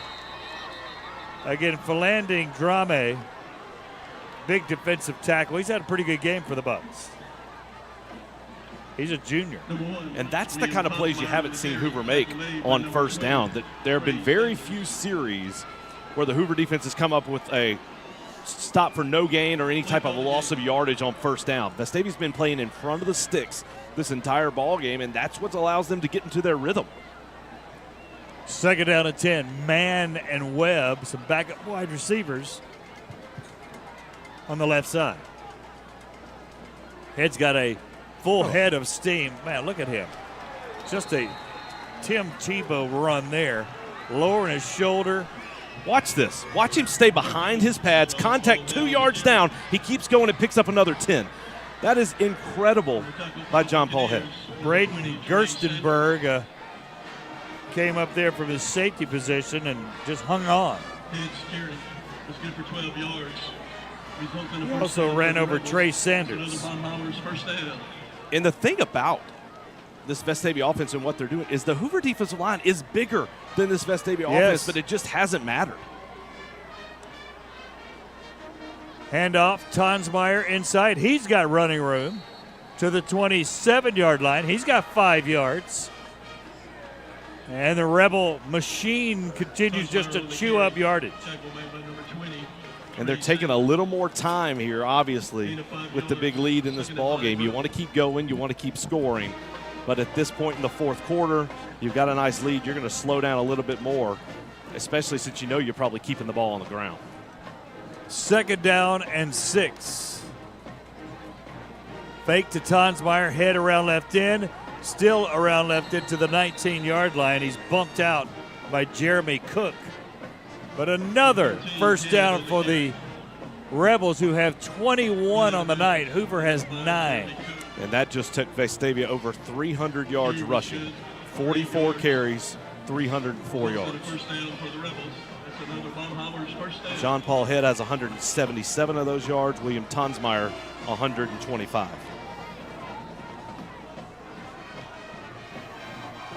What's even more?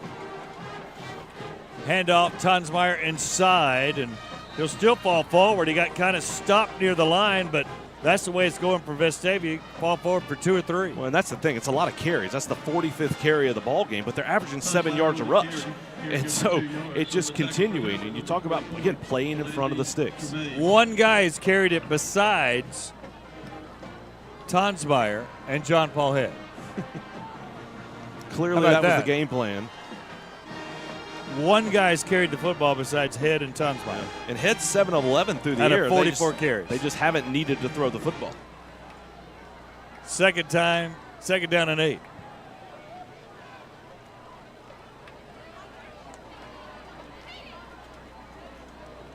Actually, you're right. Williamson carried it, and so did Purdy. So there have been a couple other guys carried. Tonsmeyer trotting off now. That was a nice. And this is 3rd down and 7, but they got the heavy package in. Yeah, they're going to continue to push forward. I would imagine you're probably going to see 2 rushes here, try to get that first down, especially if you get a good rush here. If you don't get much, maybe you try that field goal again. Yeah, because that looks like the rain stopped momentarily, right? No? A little bit. Jordan Ross up on the top of your screen at the receiver. Head right side. Caden Taylor trying to get a run. Head stops, is still fighting for a couple of yards before Bradley Shaw nailed him. 2-yard gain for John Paul Head to the 17. Coach Evans has to make a decision here. It's 4th and 8, which is obviously not a very high percentage conversion. If you kicked it, you're looking right at a 35-yard kick.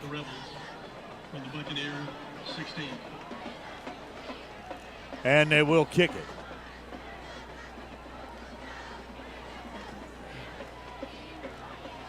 Play clock at 12. Simpson to get set. They're going to have to hurry here, down to 4. It is set, is down 34 yards. It is up, and it is no good. I think they got rushed a little bit. So Simpson misses his first field goal of the year. Maybe waited just a little bit too long.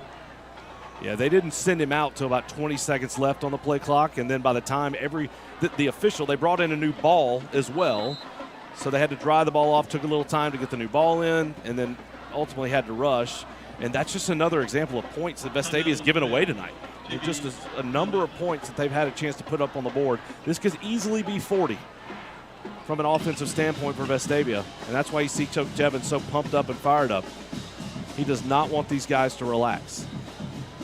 It's been a long time since Vestavia's led Hoover like this. They haven't won a ball game since 2015, but I can't. Steven's got a better idea of this than we do, but as far as controlling a football game, it's no time in recent memory that this kind of thing has happened. And for Coach Evans, when you talk about building a program and the things that you're expecting of your team, it's easy for kids to relax and be proud of themselves and be happy, and they should be, but you can do that in 8 minutes. Yeah, after the game. After the game's over, and that's what he's preaching to these young men. It's all about teaching them and learning how you build a program. It's not okay just to play 3.5 quarters. You have to finish the ball game regardless of the score and regardless of the opponent. Cross Tonsmeyer trotting out there at safety. And Spitz, Hanna, and Shea. So I think a nickel package is the call here, right? And that's exactly what they're in. Schubach looking around for the play. A lot of space there. Watson and Bruno. Only 3 linemen. Schubach Pump fakes, throwing deep, got a man. Hanna turned his back, and Winston caught the football near the 50. You had 3 defensive backs there, just threw it up, and was it Winston able to make an athletic play to go make that catch. Number 1, Spence Hanna. 26-7. Hoover on top. And there's a throw out to the first team tailback for the Bucks, Anderson. Kamal Emerson on the tackle for the Rebels. Number 15, Cohen Nelson. Emerson gets 5 it yards. about 5 yards. Second down and 5. Well, you'd like to keep this to where everybody knows you spanked them pretty good, right?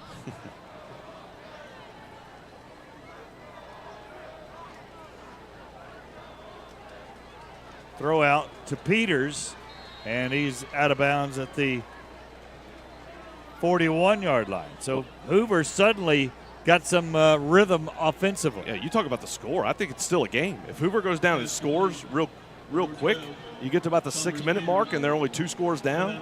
This game is still alive and well. So this is a big series for the Vestavia defense. Obviously playing nickel coverage with 5 defensive backs because of how much Hoover is throwing the football. Actually, whistle and timeout Vestavia. They're going to talk about it. We'll take a break. You're watching the Rebel Nation Sports Network. Are you sure about the air you breathe at home? You can be with Green Home Solutions. They provide indoor air testing, treatments, and analysis that doesn't just find the problem, but resolves the problem. Disinfection, mold remediation, and odor removal creates clean indoor air so your family breathes easier. Call Green Home Solutions at 205-968-1425. That's 205-968-1425. We're building on-time service to become Alabama's most trusted company. With air conditioning technicians, plumbers, electricians, and appliance repairmen you can trust. Technicians who won't try to sell you things you don't need, who are honest in figuring out the problem and repairing it, and are backed by the on-time service satisfaction guarantee. You can trust the on-time service technician to do the right thing.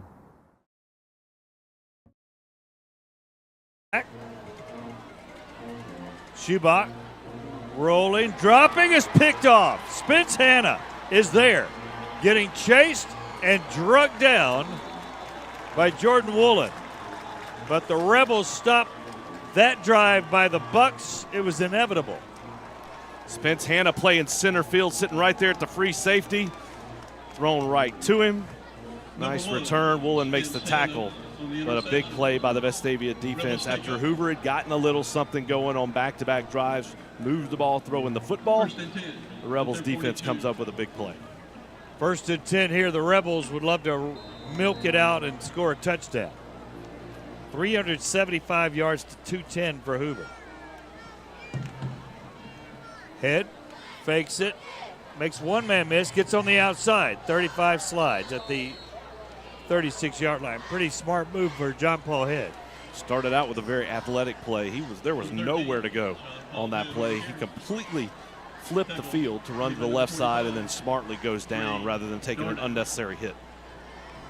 At this point in the ball game, it'd be great if you put more points on the board, but the bigger thing is don't turn it over and let that clock run.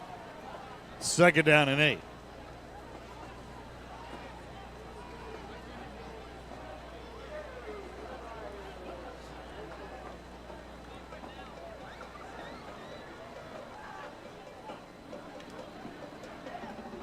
Tonsmeyer, right side. Boy, he's belted and dropped in his tracks. Henry Smith, nice play for the Bucks. So Tonsmeyer will lose a couple of yards. Be 3rd down and 9. Yeah, we'll see what Vestavia does here on 3rd down. Obviously having great success running the ball, but Hoover knows they're going to run it. Really, the rain has stopped, by the way. So you can let it fly if you want. They're letting this play clock run. It's at about 28 seconds right now. They're not in a hurry, looking to the sideline. Use as much clock as you can.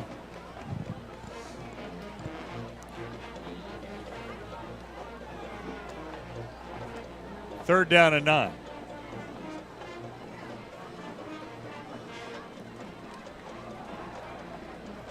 Fake to Tonsmeyer, head running up the middle, and another first down on a 3rd and long. It's amazing. Braden Gerstenberg for the tackle for the Bucks. John Paul Head with 151 yards tonight. We just took another heat timeout. Hydration timeout. It's 73 degrees. So a heat timeout on the field at 73 degrees. John Paul Head has 151 yards, and his longest run is 14. But it's been a lot of 10 to 14-yard runs, right? Averaging 6.2 yards. 191, per rush. excuse me. 191. He's got a chance to go over 200. But that makes it the stat even bigger. 191 yards, the longest is 14. But there have been a lot of 10-yard runs. Tonsmeyer, 125 yards on 17 carries. Because this is a Great American Rivalry Series, we actually get to fill out the ballot for MVP. We have to give it to John Paul Head because of those stats. I'd love to give it to the offensive line because of how well they played. They have been outstanding tonight. You can't pick just one, but those guys have been phenomenal. Anytime you put up over 300 yards rushing, you can't do that without the offensive line. And it just showed. It showed in the first quarter. It showed here in this second half. Guys just flying around. Landon Page has really stood out with the way that he's played.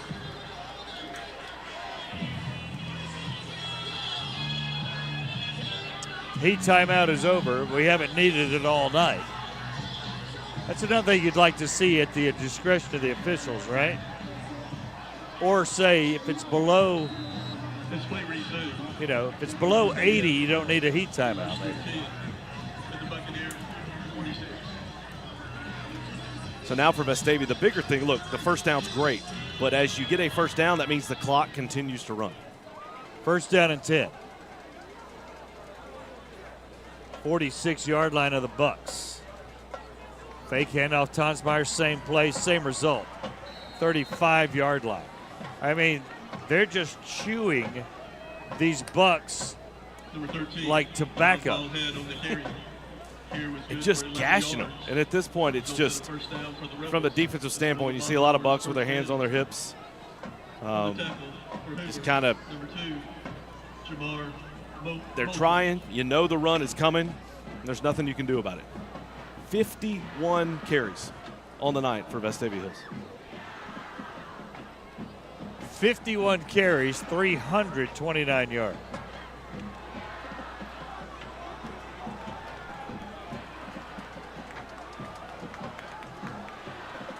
Tonsmeyer, left tackle, and ducks his way in, but not much happening there. Caleb Boylan has done a great job snapping the ball. Number 1, we have Tonsmeyer on the carry. On the tackle, only a yard gain. Number 18, Cameron Torborg. Football at the 34-yard line. So Vestavia will go to 1-1 in the region, 3-1 overall, and they'll rise dramatically in the 7A rankings, I would guess. But they're already like 6th, I think, if I remember correctly. Tonsmeyer left in, cuts back, and it gained another yard. Yeah, the Alabama Sports Writers Association, they got a tough task, right? Because you're ranking these teams every week. You can't watch all of them play. There's no way you can do all that. Vestavia was number 4 last week when they traveled to Thompson. I would argue nobody's going to play Thompson that well all regular season. They dropped to 6th. I thought that was a little too far, to be honest with you. I might have had them at 2 or 3 beforehand. If dropped at all, If dropped at all, you got to think they're going to go back up. But a lot of times those are dictated on record. And so it depends on what the folks in front of you do. But a win for the first time in 7 years is certainly going to get some attention. Head Keeps it again, right side, drug down, close to another first down. This is what he has done all night. Follow the script. Interior running, not much on the outside. It's been between the tackles, has it not? It's the zone read. He is reading the linebacker, trying to see what he does. If he crashes down on the running back, then you keep it. If he kind of doesn't make a move, then you give it to the running back, and it's just been to perfection, back and forth between he and Tonsmeyer. Hoover calls timeout. They're going to talk over this fourth down play, which is kind of funny because they would tell him number 13 is going to carry. Yeah. Let's stop him. We can kind of talk about it right now. Just like he's carried it 33 times tonight. 210 yards for John Paul Head. Tonsmeyer's got to be going, what have I got to do here to get some? He's got 126. Well, that's just a great combination, and those guys complement each other in their styles, in their speeds, and this is a chance for Vestavia to finish this ball game right here on this fourth down.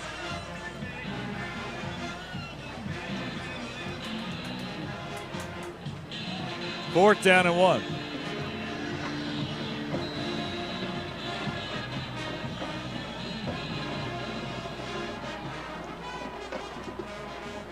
Head, left side. Oh, he's got it by just his leaning and power is there to get the first down for the Rebels. And you see him just continue to spin and push off and continue to fight forward. Well, last year we talked about the technology down here on the sidelines. A lot of running, ground game. They have an air game as well.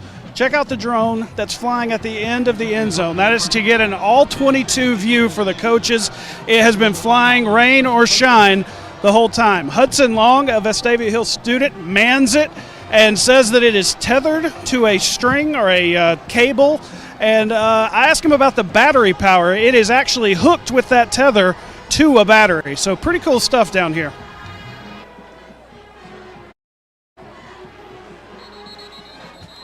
Purdy with a carry. Around in. Well, and that's the last thing you want to do if you're Purdy. You cannot run out of bounds there. There's a minute and 58 seconds left. Getting extra yardage is irrelevant at this point in the ball game. You just want to stay in bounds and let the clock continue to run. Instead, he goes out of bounds. Now, that said, they did run the ball outside, but you got to be aware of your surroundings and go down and not go out of bounds in that situation.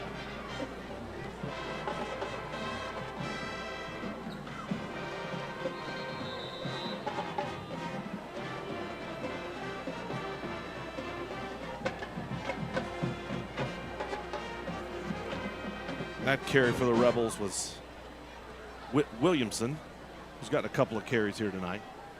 Number 41, Williamson on the carry. And again, this is the situation you want to happen. Run the clock. Minute 28 seconds left here in the ball game. Play clock now at 16.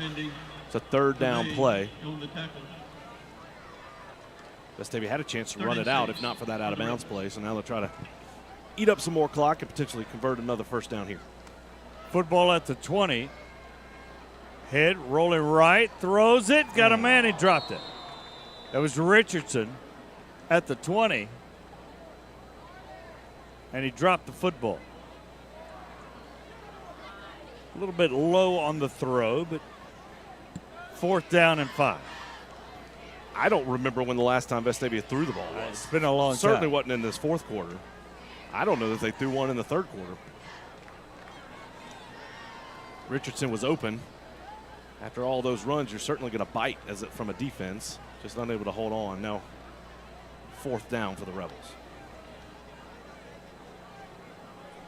There's the lob. It is almost caught. And Richardson almost had him a touchdown there as Head tried it in the corner of the end zone. And the Bucks will take over. Head's pass intended for number 8. Boy, pretty good coverage. Keon Richardson. Oh, he hit his head. He hit his head when he came down. Yeah. On the play so he's Hoover, number 25, a little woozy over there. Hoover takes over on downs. So Richardson injured by hitting the turf. We'll take a break. We'll come back with more. You're watching the Rebel Nation Sports Network.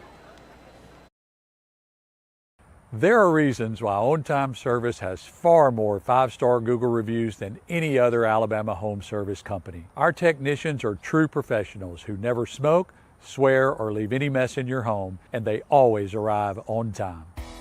We start each day at Birmingham Fastener with the same core values in mind: integrity, grit, and accountability. We're looking for talented people to join our sales and manufacturing teams.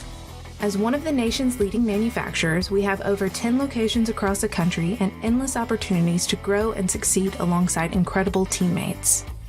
Become the future of American manufacturing and help build our nation's infrastructure one bolt at a time here at Birmingham Fastener.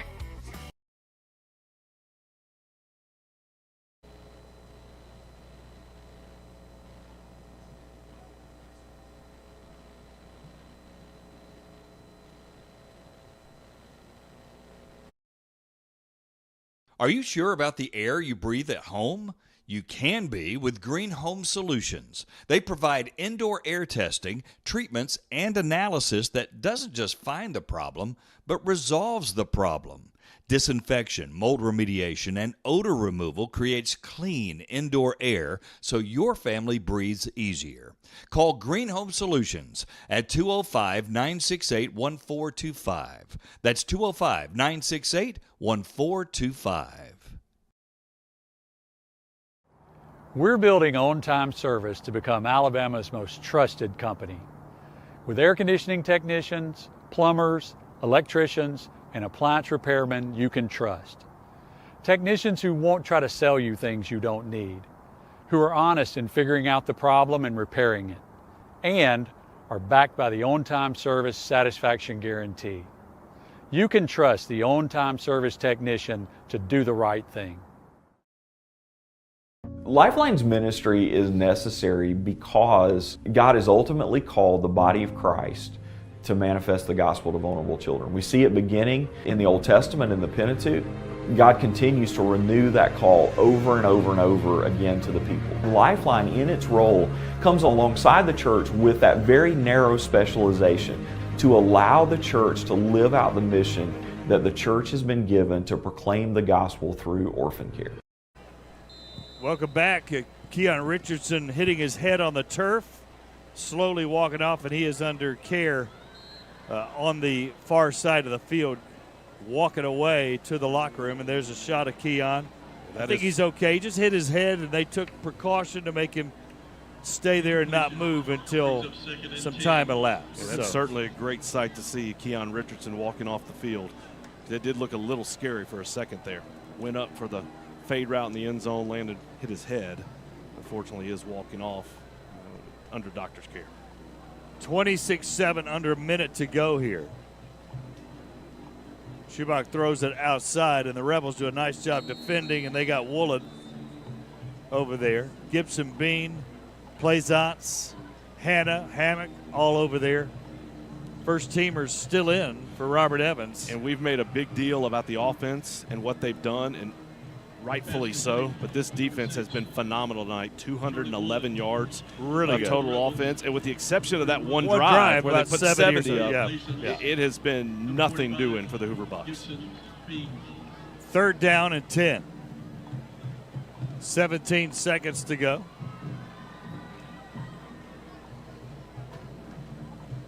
Like a nice pass there to Peters down the sideline, so they'll get another play with about 7 seconds to go. So now you'll drop everybody back, keep everything in front, don't let anything get deep. And then tip of the cap to this Vestavia defense.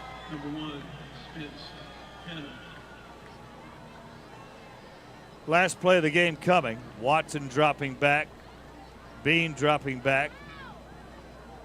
Plaisance, they throw it short, and he's tackled with Hannah, and that'll do it. Vestavia has stopped the Hoover win streak against the Rebels. 7 games, 7 years in a row, and that man, Robert Evans, and his coaching staff stopped tonight's game, and the Rebels, 1-1 in the region, 3-1 on the year, and what a great way to answer the disappointment from last week. It's a huge performance. Come out, control this game from the get-go, and never let Hoover get going. And Coach Evans will tell you it's about these kids, and it is. But he spent a long time at Hoover High School as the defense coordinator. Sean Rainey spent a long time at Hoover High School. Preston Sanford on this Vestavia staff played at Hoover High School. There's a number of guys on this Vestavia staff that have played, coached at Hoover. It means a lot to them. It's an outstanding win.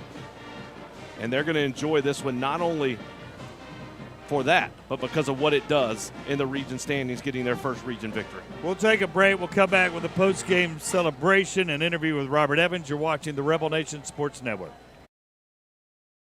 Renew and refresh. JH Outback focuses on strengthening family bonds with spouses, parents, and children to help in spiritual growth and life purpose. Join us for a fun-filled weekend together in an undistracted environment, enjoying the outdoors with great food, entertainment, and live music. JH Outback. Renew and refresh. Rebel Athletics would like to thank Ross Neely, Yearly and More, Kathy Smith Remax, Alexander Shonora, Alabama Pain Physicians, Streamline Scientific, Molecular Designs, Arc Realty, and LeMaster Medical for their contributions.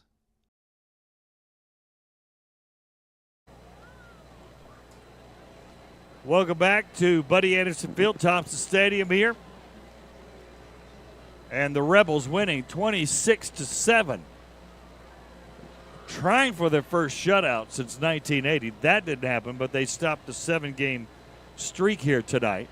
And Robert Evans talking to his football team, and wait till they all come up after this one. Hoover, maddeningly, 1-3 on the year, 1-1 in the region, but they played two really good teams to begin the year. But I know Wade Waltrip will be shaking his head wondering what happened, but Vestavia dominated the line of scrimmage tonight. Yeah, this is a young Hoover team, but it's a talented Hoover team.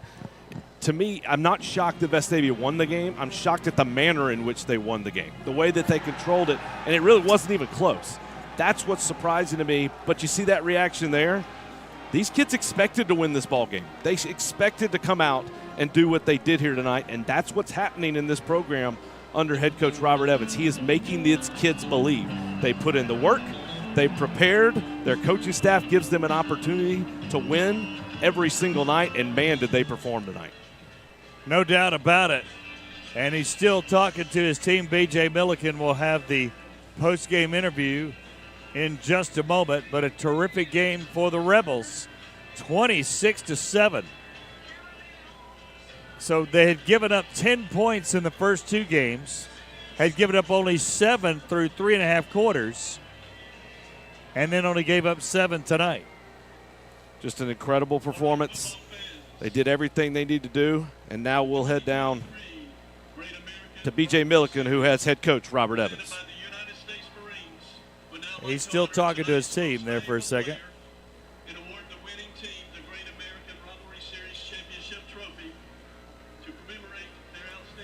They got to get the trophy for the celebration here. And the most valuable player presentation, I'm going to guess it'll be John Paul Head, who finished the night with 212 yards running, 65 passing. John Paul Head. Head had 34 carries for 212 yards and 3 touchdown passes, touchdown runs. Passed for 7 for 13. It's pretty much the wildcat every time he takes the snap, right? But he's really capable of throwing it as well. That's exactly right. And you have to, most valuable player is John Paul Head. if the quarterback is right, the defense is always wrong when you're running those zone reads or that RPO look. And then it's just a matter of executing the play. But John Paul Head did some special things tonight. Got great blocking up front, great blocking on the edge from the receivers, but just some really strong running of the football, those extra carries after the yards. And there's Vestavia getting this Great American Rivalry trophy after this victory tonight. And there's a look at the Great American Rivalry trophy and the team celebrating. Of the 2023 Great American Rival Series. And Robert will be doing another interview first. We'll take a 2-minute break. 2-minute break. We'll come back with more. You're watching the Rebel Nation Sports Network. When you have an appliance problem in your home, call On Time Service. Our appliance technicians will arrive on time in trucks fully stocked with hundreds of replacement parts. From stoves and ovens to washers and dryers to refrigerators and dishwashers, it's appliance repair on time or we pay you $59. And always backed by the On Time Service guarantee. For appliance repair, call the Appliance Pro at On Time Service.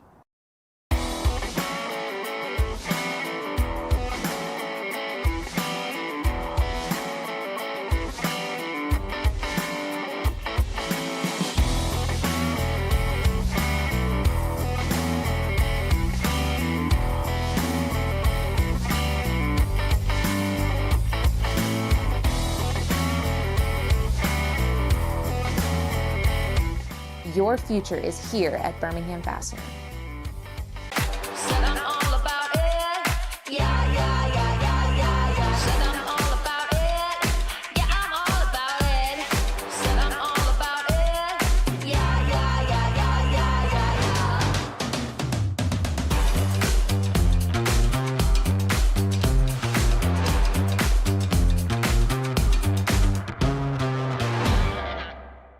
A game without a crowd is just a scrimmage. A performance without an audience is just a rehearsal. Without your presence, high school sports and the performing arts aren't possible. Ensure that these essential extracurricular activities continue to enrich the lives of students in Alabama. Purchase a ticket to your local high school's game or performance. This message presented by the AHSAA.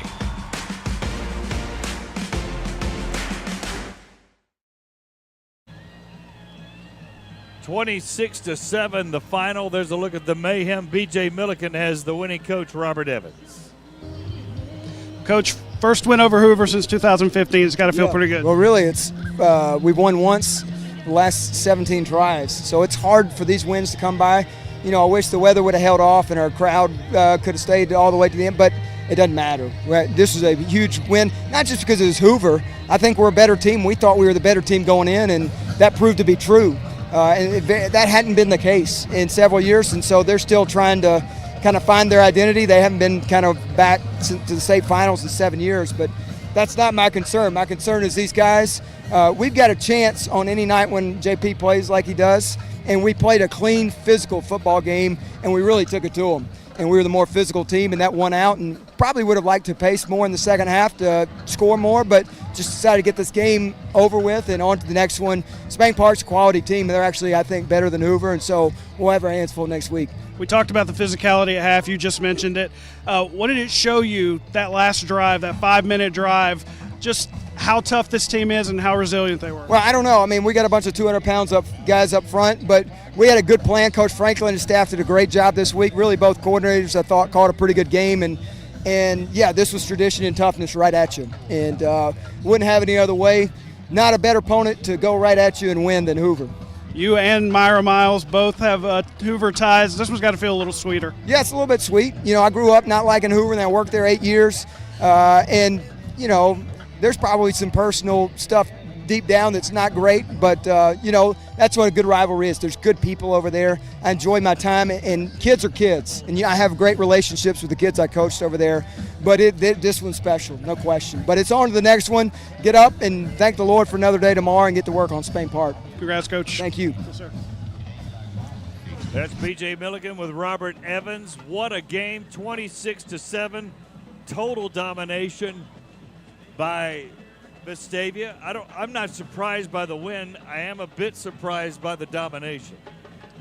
It's a team that's they believe that they could come out every single week and have an opportunity to win the ball game, and that's what they did tonight. They did everything that they needed to do.